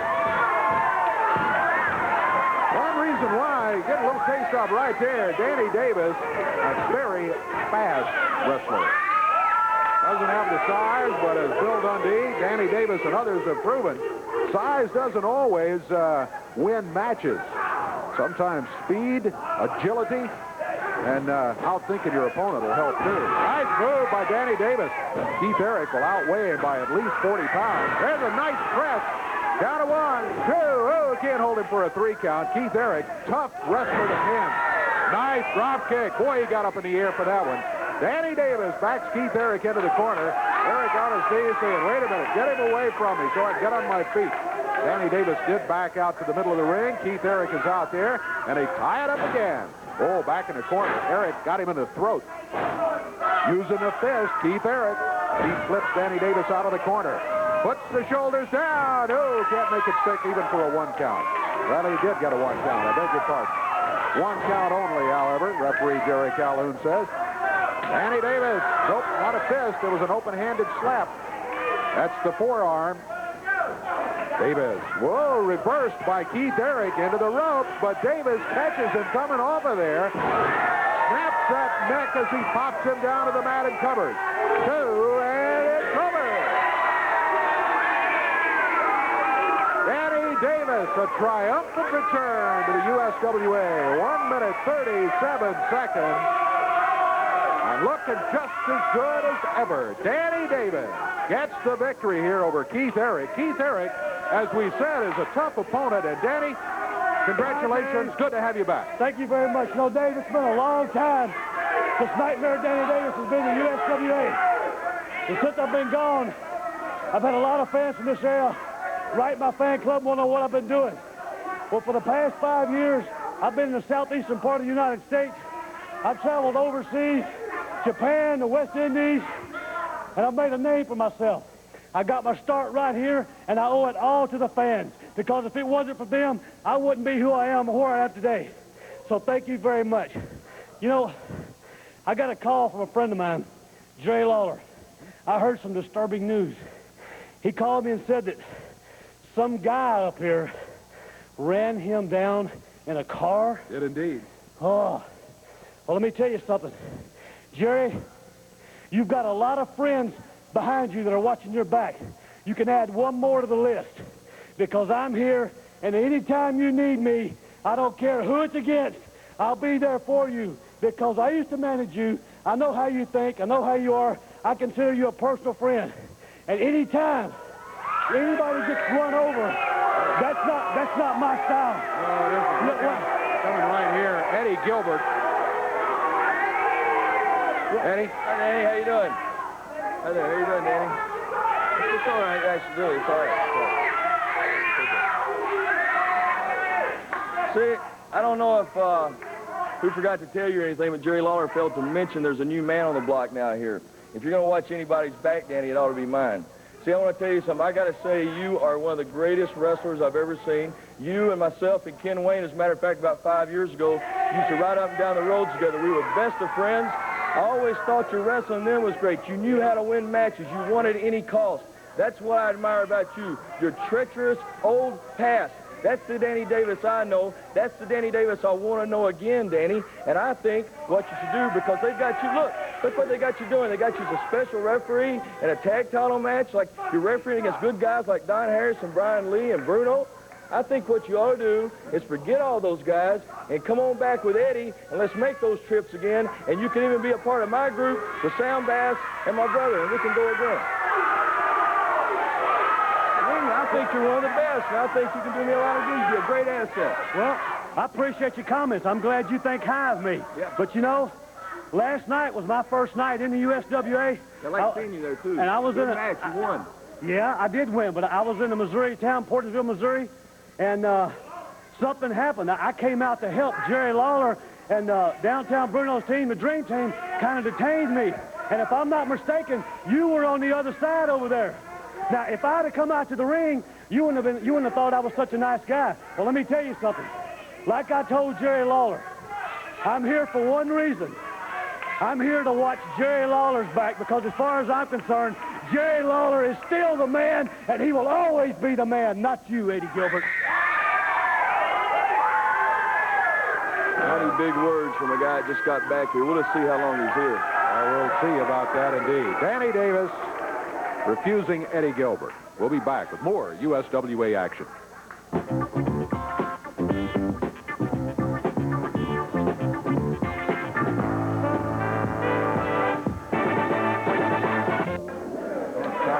Hey, we're back here again. Brickhouse Brown and that rope. See, Dave, it's just like the dirty white girl, dirty white boy. Everything you do, brother, you backstab the guy, you put a rope around his neck and try to hang him. See, brother, this is wrestling. This ain't nothing to do with ropes and whatever else. But we got the rope, Jack, and I'm going to tell you something. You're going to find out just how it is around your neck, right, Brick? You let me tell you something right now. I saw my life flash before my eyes last night. I don't know what you're doing, but let me tell you something right now. I like it nasty, and I love it rough. And I don't remember the last time I had enough. Dirty white boy, the name speaks for itself. Suck off. You don't know what you done started. What can we tell you? All right. You'll have a chance at him. Brickhouse and Dundee have got a match right here right now. So as they head for the ring, I see the referee is on the way. Let's get their opponents out here, and let's get going with more USWA wrestling. Bill Dundee, the superstar. Brickhouse Brown. They make a good tag team. Boy, there's a couple of large ones coming this way. The Scorpions. These guys are going to go over 250 each. One of them's got to go close to 300 pounds. The Scorpions. Brickhouse Brown starting out for his team.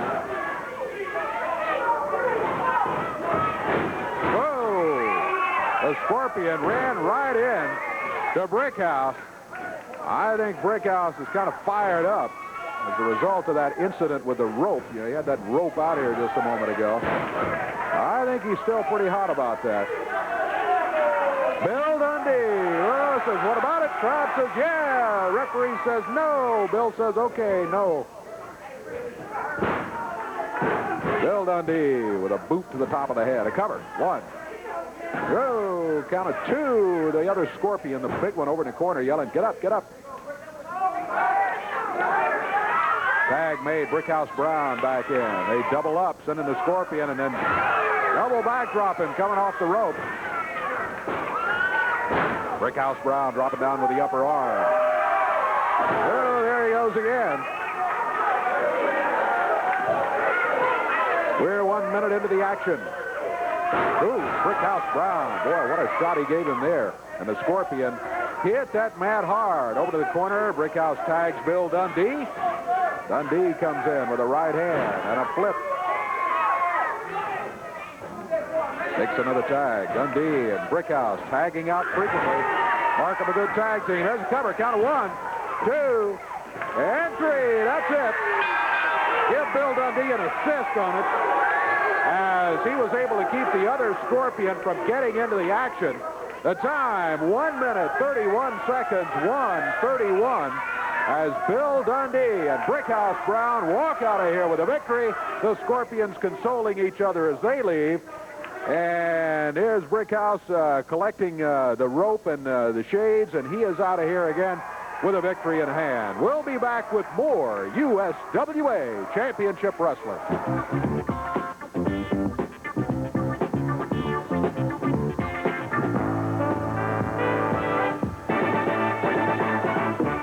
The action is hot and heavy. Wednesday night, the Evansville Coliseum. It's USWA Championship Wrestling.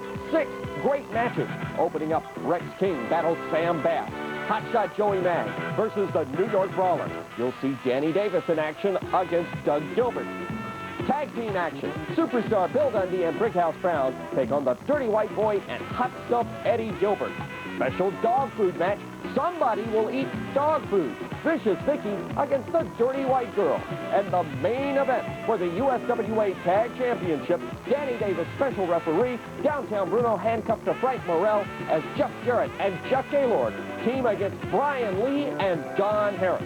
Don't miss action coming to Providence, Kentucky on Sunday, October 7th, 3:30 at the Providence Independent School. Save $1 on advance tickets at Thrifty Pharmacy. And Eminence, Kentucky, the USWA is headed your way Thursday, November 8th at the high school. And don't miss a minute of the action. Wednesday night, 6 great matches, the Evansville Coliseum. You know, E.G., it just don't seem logical to me that 2 men, I guess if that's what you want to call them, as 2 men, such as superstar Bill Dundee and Brickhouse Brown wants to step in the ring against the likes of myself and Hot Stuff Eddie Gilbert. Personally, I just don't see it, boys. What are y'all thinking about? Well, I tell you what we're thinking about. Nothing but putting pain all over you. What do you think, E.G.? I'll tell you what I think, Tony. I'll tell you what I know. I know that we're going in this week against a little man and a boy.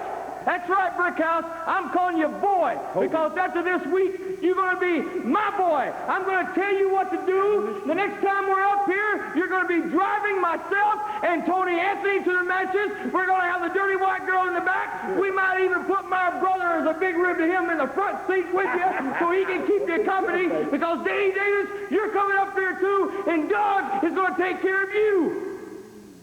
By using powder in the face of Jeff. Jeff, you got even with him, I think, right there. Well, Dave, I'm glad to be back. I'm glad to be back, and I came back for one special reason. And Brian Lee and Don Harris and Bruno, you found out, didn't you guys? That's right. To fight fire with fire. You guys bring the powder in the ring? Well, I'll show you how to bring powder in the ring. So you just show up in this match, because Frank Morrell is going to be handcuffed to you, you little weasel. And we got Danny Davis as a special referee. And the tag titles are on the line. So you guys better get ready, because the belts are going back around our waist where they should be. How's it feel to get a taste of your medicine, Bruno? You better watch it, because we're getting the belts back this week, I guarantee it. USWA titles will be on the line, and the match they're talking about this week, they're climbing in the ring for a match right here. It's covered with flour, but yeah, we'll get the match going. Here come Twilight Zone headed this way. And yeah, we'll have a match. Tag team titles at stake. Everybody's going to be pretty well covered with flour by the time this one's over, I think. Jeff Jarrett and Jeff Gaylord waiting in the ring, and Nebula and Quasar, the Twilight Zone, step up onto the ring apron. Jeff Jarrett with a handful of powder, acted like he was going to toss it at referee Jerry Calhoun. Here we go. Tag team action. This should be a good one. Jeff Jarrett, boy, it's good to have him back. Down to the mat. Nebula and Quasar, both of them. Both of them try attacking the Missouri Tiger, Jeff Gaylord, and with not very good results, I must say. Quasar climbing back up onto the ring apron. Nebula, meanwhile, left in there to do battle against Jeff Jarrett. Jeff. Nice upper arm coming off the ropes there. Nebula over to the corner, and the tag is made. Here's Quasar of the Twilight Zone.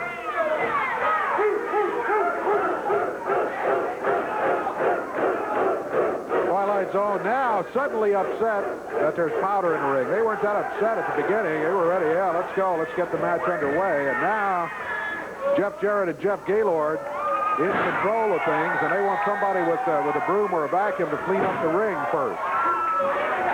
Well, too late. The match is underway. Jeff Jarrett, boy, what a nice move. Jeff Jarrett has come a long, long way in wrestling profession. Started out Rookie of the Year. Remember it well. A well-deserved Rookie of the Year, too. And he has battled all kinds of odds along the way to become one of the top names in wrestling in the world. Jeff Jarrett. The powder is what's causing the problem, says Nebula. The Twilight Zone says if it weren't for that powder in the ring, we would be leading this thing on points, if there was such a thing. And, of course, there isn't.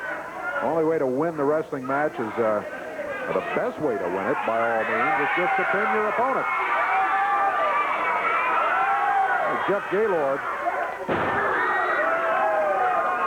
Oh, he's kind of using it as a weightlifting exercise there. Jeff Jarrett comes springing off the ropes. There's a count of 1, 2. It's history. This one is all over. Give it to Jeff Jarrett and Jeff Gaylord. Boy, they look good as a tag team. They do not have the USWA world titles around their waist, but that could change in the days to come, as they do have a title match signed. They leave the area right now with a victory after 2 minutes, 7 seconds. We'll check our time, and we'll return.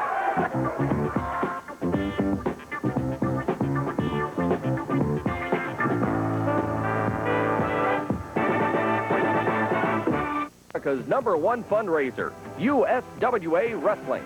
The stars, the action, the excitement. USWA Wrestling.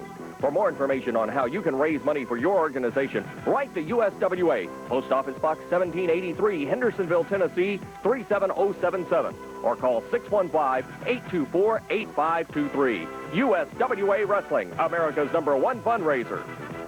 Another wild day of the USWA. Dirty White Boy and Doug Gilbert getting a victory in their match. And then an interview which turned into a slapping contest between Vicious Vicky and the Dirty White Girl. And got this big dog food match coming up here. There'll be more about that one. Be looking for that, because that one should prove to be very interesting. The Night Stalker going against Chris Frazier. First look at the Night Stalker. Didn't get to tell too much about him in the match right there, because Eddie Gilbert, who had been barred from the building, comes running in here, threw both of them out of the ring, and said, now you don't have anything going on, you got to talk to me. So he hung around. Danny Davis back in the USWA with a victory today. Dundee and Brickhouse got a win. Brian Lee and Don Harris got their win also by a technical loss. Jeff Jarrett and Jeff Gaylord wrap it up with a victory here today. There'll be more next week. We'll be looking for you then. Until then, I'm Dave Brown. So long, everybody. The announcers on this program are selected and paid by parties other than this station, namely the promoters of USWA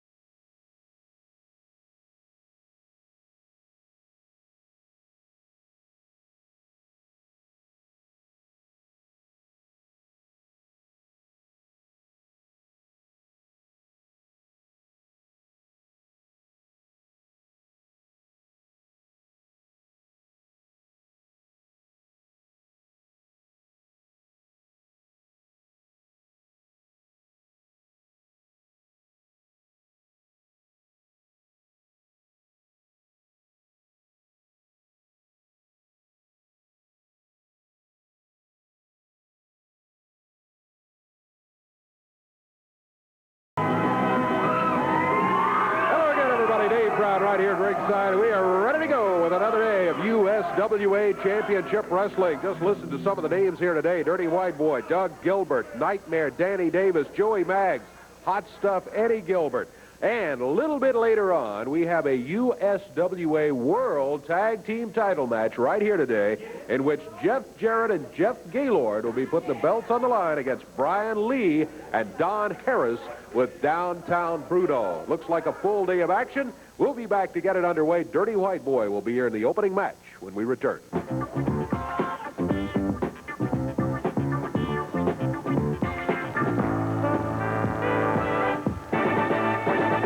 T.D. Steele to the ring. You see him up there right now, along with referee Jerry Calhoun. And headed this way, Dirty White Girl is sporting Tony Anthony, the Dirty White Boy.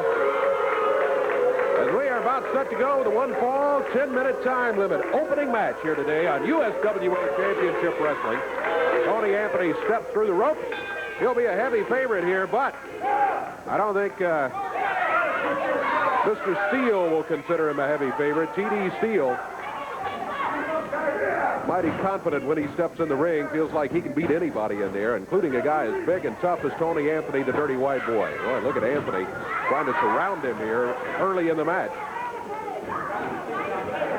T.D. Steele up on his feet. Oh, big hammer broad arm by Tony Anthony. Drives him back down to the mat, and Anthony's just not going to let T.D. Steele get going if he can help it at all. Steele fired into the ropes. He hits him with the upper arm coming off of there. T.D. Steele hits the mat. That's one thing about Anthony. The Dirty White Boy is able to get an arm, reverse neck breaker. That could wrap it up right there. Anthony drops down, rolls Steele's shoulders down to the mat. Oh, but picks him up. Doesn't go for the count of 3. Picked him up at the 1 count. And Dirty White Boy continues to work on T.D. Steele. T.D. up in the air, slammed right in the center of the ring.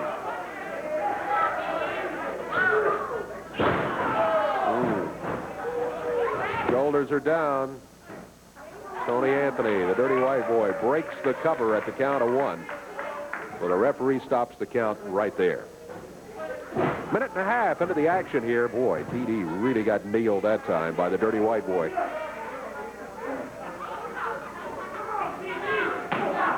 Big chop. T.D. Steele hits the mat. Tony Anthony follows it up with a boot across the back of the shoulder blade.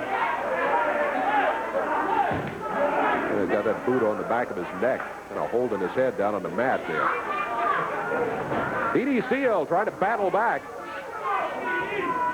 He forces him back onto the ropes, whips him across the way. Dirty White Boy, oh, big, powerful shoulder coming off the ropes. So as he set himself coming off the ropes and nailed T.D.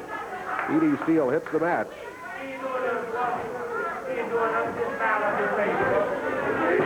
Anthony ran his head into the top turnbuckle. Just let him kind of bounce back out of there. Now he picks him up by the back of the shirt. Forearm across the chest.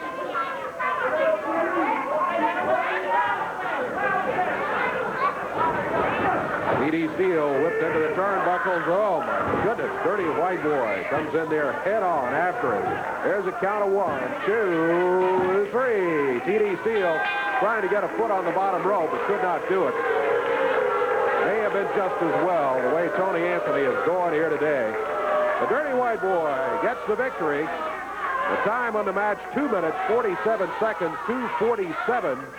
And you got a victory here today against T.D. Steele. A different situation coming up, though, with Brickhouse Brown.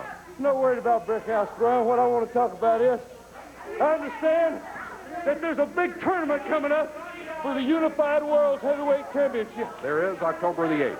You got people like Jerry the King Law, Superstar Bill Dundee, Sept Jarrett, and Brickhouse Brown. Hey, boy, you don't want all that nappy grease.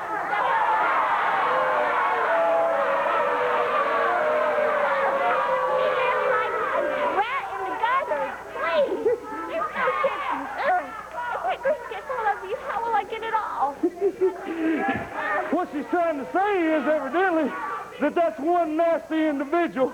And I tell you what, white girl, I'll just eliminate him and run him completely out of this territory for you. You like that? I like that idea. Because Brickhouse Brown, you're nothing but a low-life, nothing happening, gutter. I can't say what I want to say about Brickhouse Brown because we are on TV. But Brickhouse, if you got the basketball. Let's see what you have to say with Brickhouse out here. Here he comes. What's he going to say? I don't know. Here he comes, Brick.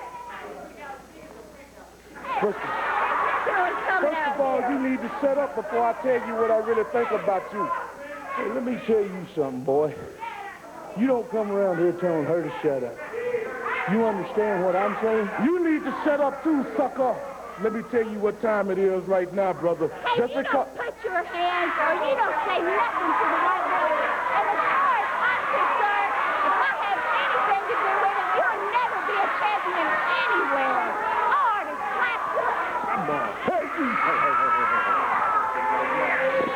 Hey, I ain't never been known as no gentleman. I'll stop there. Already.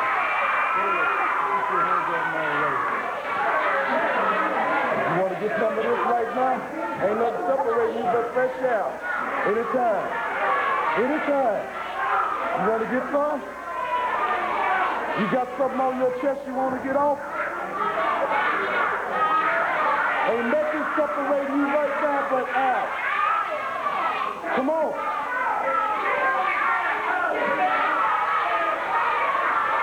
Well, Tony Anthony, the dirty white boy, the dirty white girl, head for the dressing area. Brickhouse Brown says nothing separating us but air. Come on right now. Something right now. Dirty white boy should have finished the job because I'm going to tell you, the can of kick butt is wide open. Brickhouse Brown grudge match coming up. Back here with more in a moment.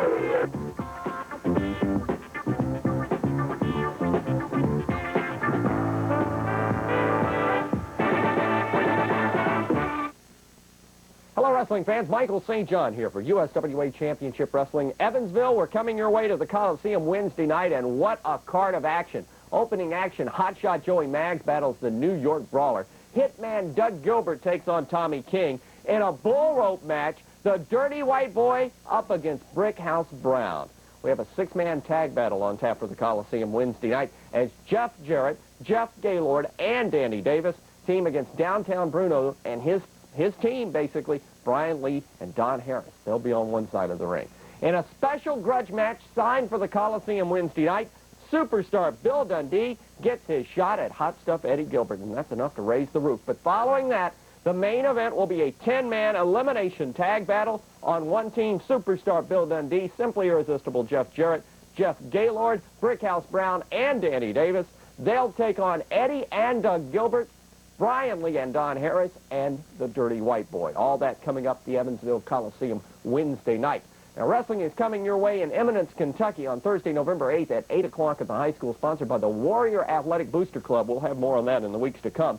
And a week from Sunday, that's a week from tomorrow, Providence, Kentucky, coming your way to the Independent School. It's sponsored by the Puritan Club. You can save $1 on advance tickets at the Independent School. Providence, Kentucky, coming your way. That is on Sunday, October 7th. And, of course, Wednesday night at the Evansville Coliseum, that great card of action, the bull rope match with Dirty White Boy against Brickhouse Brown, the six-man tag battle, Jarrett, Gaylord, and Davis against Bruno, Lee, and Harris, grudge match, superstar Billy Dundee against Hot Stuff Eddie Gilbert, and the 10-man elimination tag, Dundee, Jarrett, Gaylord, Brickhouse, and Danny Davis against Eddie and Doug Gilbert, Brian Lee, Don Harris, and the Dirty White Boy. I've got a feeling that the sparks are going to fly. The fireworks are going to go off at the Coliseum here in Evansville this coming Wednesday night. You be there for USWA Wrestling. As you fans know, the USWA Unified World Heavyweight title has been vacant for a number of weeks now. It's been vacant since the previous champion was stripped of the title for failing to make numerous bookings. And as a result, in order to fill that title and to come up with the USWA Unified Champion, there's going to be a tournament. The tournament announcement has just been made, and it's going to be in Memphis, Tennessee on October the 8th at the Mid-South Coliseum. All you fans around the USWA territory may want to make note of that on the calendar. It's October the 8th in Memphis, the USWA tournament to fill the Unified World title. And already many people have signed up to be a part of that tournament to take a shot at that Unified belt. Austin Idol, Eddie Gilbert, the King, Jerry Lawler, of course, will be in the tournament. Terry Funk has said he will be here. Steve Kern, Dickie Slater, Ivan Koloff, Mean Mark Callis, Gary Young, John Tatum, Dirty White Boy, Superstar Bill Dundee, Brickhouse Brown, Jeff Jarrett. All of them have said that they will be here for the Unified Championship Tournament, which is going to be held in Memphis on October the 8th. It's going to, when all the card is filled, there will be 19 matches in this one-night tournament to determine the USWA World Unified Champion. So once again, make note of it. 19 big matches that night. The tournament night is October the 8th at the Mid-South Coliseum in Memphis, Tennessee. All right, we've got some action coming up right here. Doug Gilbert, Brickhouse Brown scheduled to go in a single match. We've already seen Brickhouse out here most upset just a few moments ago. He was having to deal with a Dirty White Boy. We'll be seeing Dirty White Boy a little bit later on down the road in a grudge match, which is scheduled. But right now, he's facing big and tough Doug Gilbert. Here comes Brickhouse out. There he is right there. Doug Gilbert already in the ring. Sam Lowe is at Doug Gilbert's corner. Sam Bass Lowe. Yeah, Sam Bass Lowe. Doug Gilbert stalking around the ring. Doug weighs in at 260-plus pounds. He's got the size advantage on Brickhouse Brown. Brickhouse Brown walking down the ring apron to the cheers of the crowd. Sam Lowe trying to settle the crowd down over there. He doesn't like that. Jerry Calhoun says, let's get it going. Doug Gilbert grabbing Brickhouse. Oh, Brickhouse reverses him into the ropes and then dumped him on the mat coming off of there.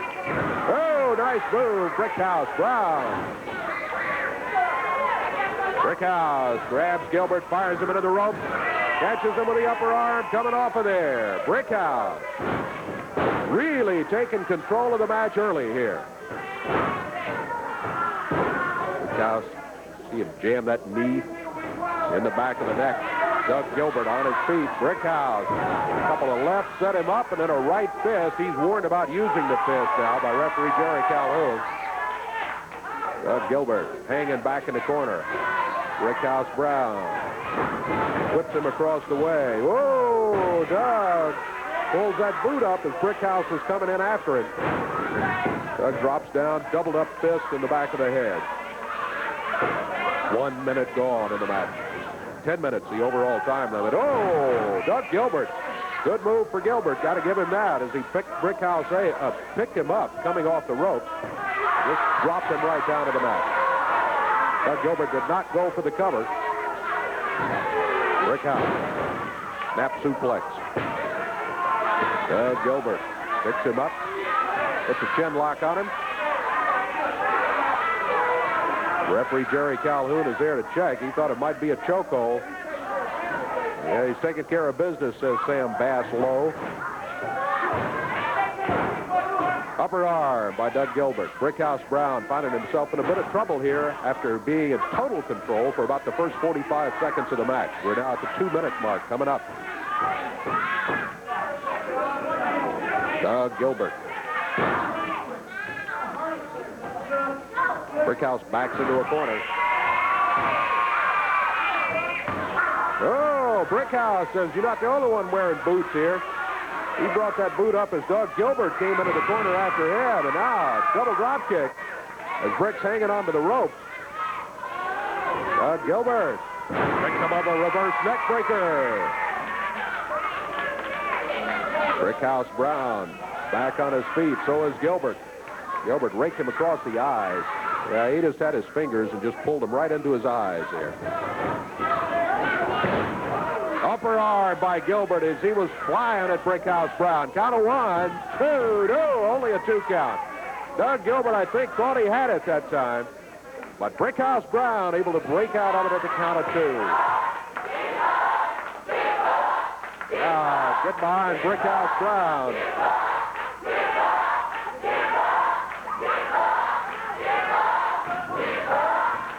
Brickhouse Brown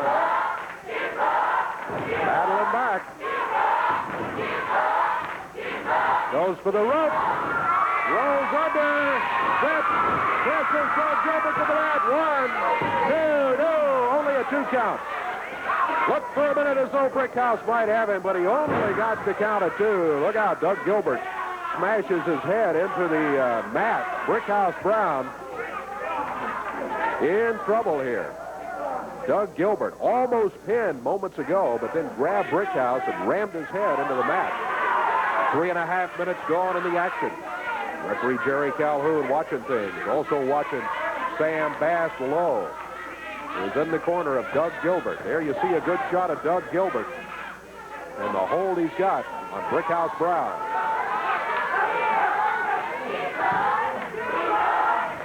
Brickhouse back up on his feet.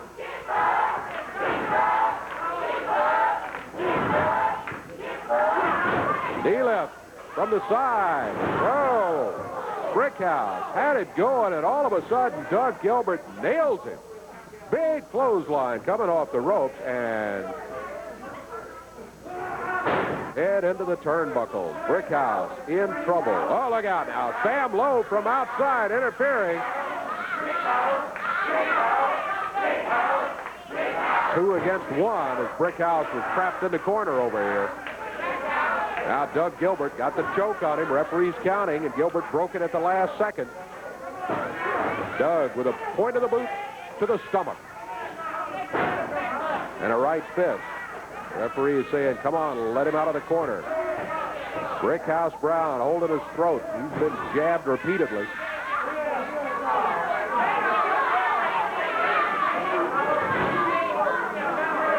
Doug Gilbert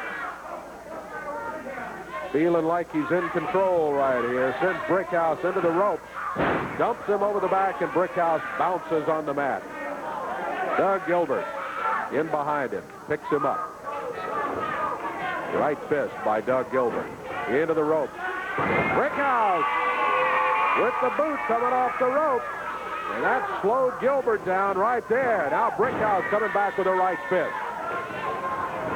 He runs Gilbert's head into the turnbuckle in his own corner, grabs him and takes him across the ring and does the same thing on the opposite side of the ring. Brickhouse Brown out on the ring apron.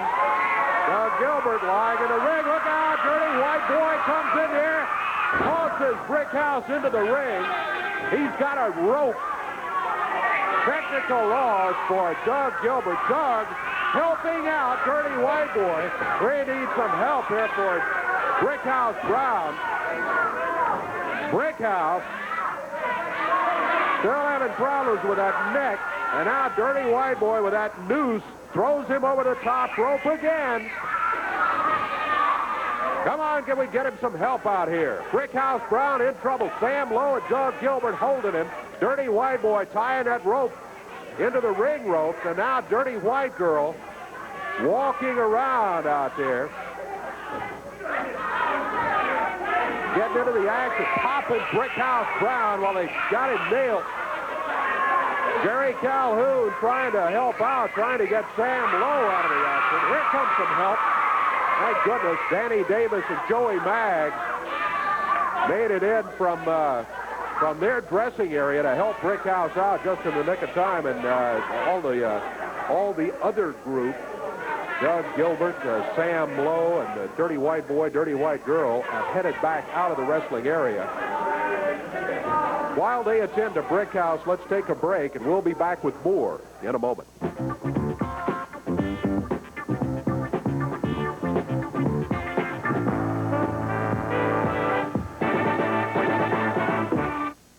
Michael St. John back for USWA Championship Wrestling. Wednesday night, Evansville Coliseum. Listen to this lineup. Hotshot Joey Maggs against the New York Brawler. The Hitman, Doug Gilbert, will take on Tommy King. You'll see a bull rope match, Dirty White Boy against Brickhouse Brown. Six-man tag action, Jeff Jarrett, Jeff Gaylord, and Danny Davis against Downtown Bruno and his team of Brian Lee and Don Harris. Big grudge battle, superstar Bill Dundee gets his shot at Hot Stuff Eddie Gilbert in Evansville Wednesday night. And the main event after all of that is a 10-man elimination tag.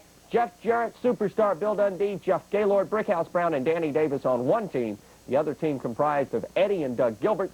Brian Lee and Don Harris and the Dirty White Boy. Want to remind our fans in and around Providence, Kentucky, a week from tomorrow, that's Sunday, October 7th, we're coming to the Independent School, match time 3:30, sponsored by the Puritan Club in Providence. And also Eminence, Kentucky, we're headed your way on Thursday, November 8th at the high school. We'll tell you more about that in the weeks to come. We'll see you Wednesday night at the Evansville Coliseum. Escorted Danny Davis and the Twilight Zone's Nebula out here. Set to go in a one-fall 10-minute time limit match, and unfortunately in Nebula's corner is none other than Downtown Bruno. Well, actually, Dave, let's get it right. I'm your host. You're my co-host. We're out here on my show, USWA Wrestling. I'm your host, Downtown Bruno. And I came out here to observe and comment on Nightmare Danny Davis. Now, a lot of you people all the time, when I was away from USWA, said, Downtown Bruno, where have you been? Where were you for so long? Well, the fact of the matter is, when I left the USWA for a time, about a year or so ago, I was down in Alabama in Continental Wrestling. And down there, I ran into a guy named Danny the Nightmare Davis. And I scouted him down there. There's a lot of bad blood between me and him from that area. And the reason being is he was a Southeastern heavyweight champion down there. And I came in with a big man, and we took that belt away from him. And I was the manager of the Southeastern heavyweight champion for a long time. Now, Danny is back here in the USWA as well as myself now. And I think he still holds a grudge. There's still a lot of bad blood between me and him because of that championship down there. And for that reason, he's up here trying to take away the World Tag Team Championship from my Tag Team champions, the Dream Team, every chance he gets. Whether he's going to succeed or not, or whether he has or not, I'm not going to comment on it this time. But, Dave, the bottom line is, I have a lot of respect for Danny Davis. I don't really like him. He's not really somebody I would care to hang out with, to go out with anywhere. But I really do have a lot of respect for him. He's a real good wrestler. A lot of scientific technique. He's got a good body, a lot of strength. Are you saying you'd like for him to sign on with you? Is that what you're trying to say? Yes, I would say that. If he would come over and see the light, so to speak, and see Downtown Bruno's gotten, I would manage Danny Davis. I certainly would. Well, but the way his attitude is right now, Dave, no, I wouldn't. That was his attitude. I think you're out of luck because from what I've seen from Danny Davis, and I think he's rejected your offer already a time or two, if memory serves correctly. Danny Davis in here to fight his own battles and doing a pretty good job of it right now against Twilight Zone #1, Nebula, who on his way to the ring said wrestling single is his specialty, not to, oh my goodness. Now you see that, Dave? That was a perfectly scientific legal maneuver right there. That was not a legal maneuver. That was more like a Bruno-taught maneuver to me. Oh, come on. Bruno doesn't do anything but legal maneuvers. But getting back to what I was saying. Now, like I said, I've got a lot of respect for Danny Davis' ability, a lot of respect for his knowledge. You know, he used to be a manager. He was one of my role models years ago when I first came into the wrestling business. He was a great manager. But for some reason, he let the fans sidetrack him. He'd rather be popular with the fans and with the people than he would be successful, be a winner. He'd rather have people like Jeff Jarrett and Jeff Gaylord out there to be his friends rather than be a champion, rather than make money. Now, wait a minute. He was successful and is successful as a wrestler as well as a manager. I'll give him that credit, but he's not as good as the Dream Team, and he's not as good as Downtown Bruno. I've got to go. I've got a phone call to make. Yeah, I bet you do, too. Get on out of here, Bruno. There he goes at high speed. Here's Danny Davis right here. Danny, congratulations on the win today. Thank you very much, Dave. You know, it's always a pleasure to come out here and speak with these fine folks. You know, last week I was telling you a little bit about my past, what was going on, before I was interrupted by Eddie Gilbert. Right. I wanted to tell you that one of the other reasons I came to this area was to see my former tag team partner, Nightmare Ken Way. But he's not here, I don't know where he's at. But it seems to me that Nightmare Danny Davis has stepped into a hornet's nest. It seems like people are trying to run people down in cars. There's people running around here with ropes trying to hang people like my good friend Brickhouse Brown. Well, let me tell you something. I don't take too kindly to people trying to hurt my friends. That's why I'm here. You know, I love it when competition is tough. And right here in the USWA, it seems like right now it's the hotbed of professional wrestling. Well, let me tell you something. Dirty White Boy, Doug Gilbert, Brian Lee. Oh, here we go. Here's Eddie Gilbert out here. Eddie?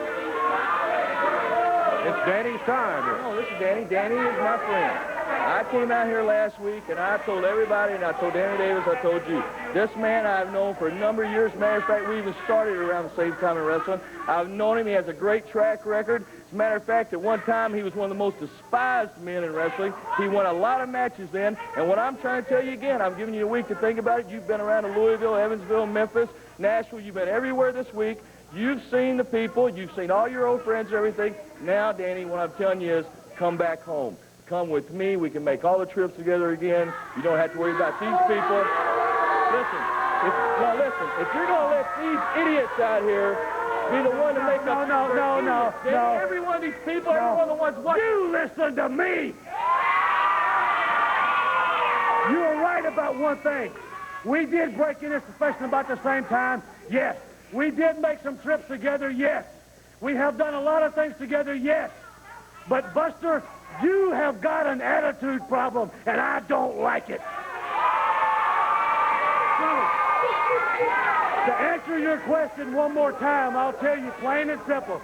These people right here, they are what makes me tick. Because if it wasn't for the fans, I wouldn't be standing here. So, no, I'm not going to turn my back on them.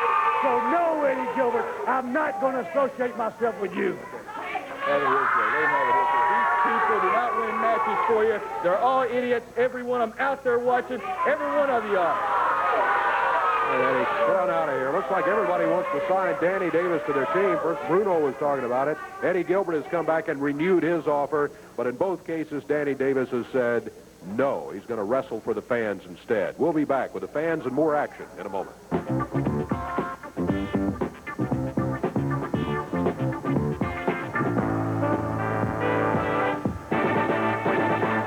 After numerous battles, now are the USWA World Tag Team Champions. Here they are right here, Jeff Jarrett and Jeff Gaylord.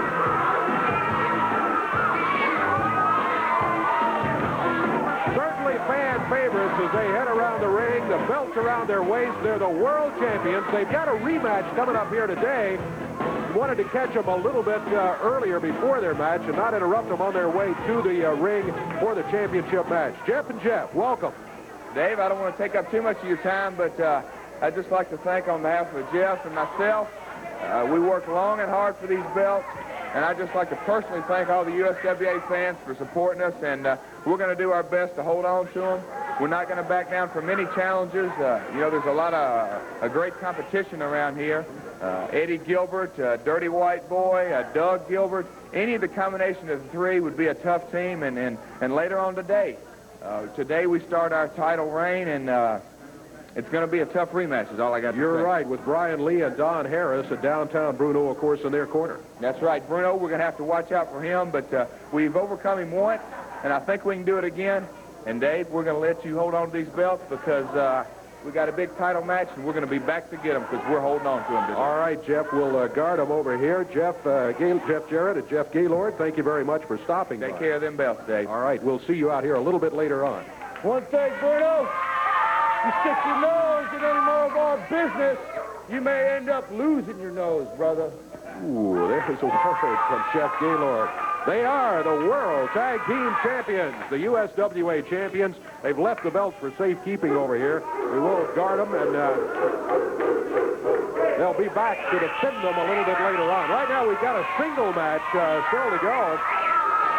Joey Mag will be coming out. There he is, right there. He's already out. He'll be going against the other member of the Twilight Zone. This is Quasar from the Twilight Zone in a one-fall 10-minute time limit match. Jerry Calhoun, the referee. And here we go.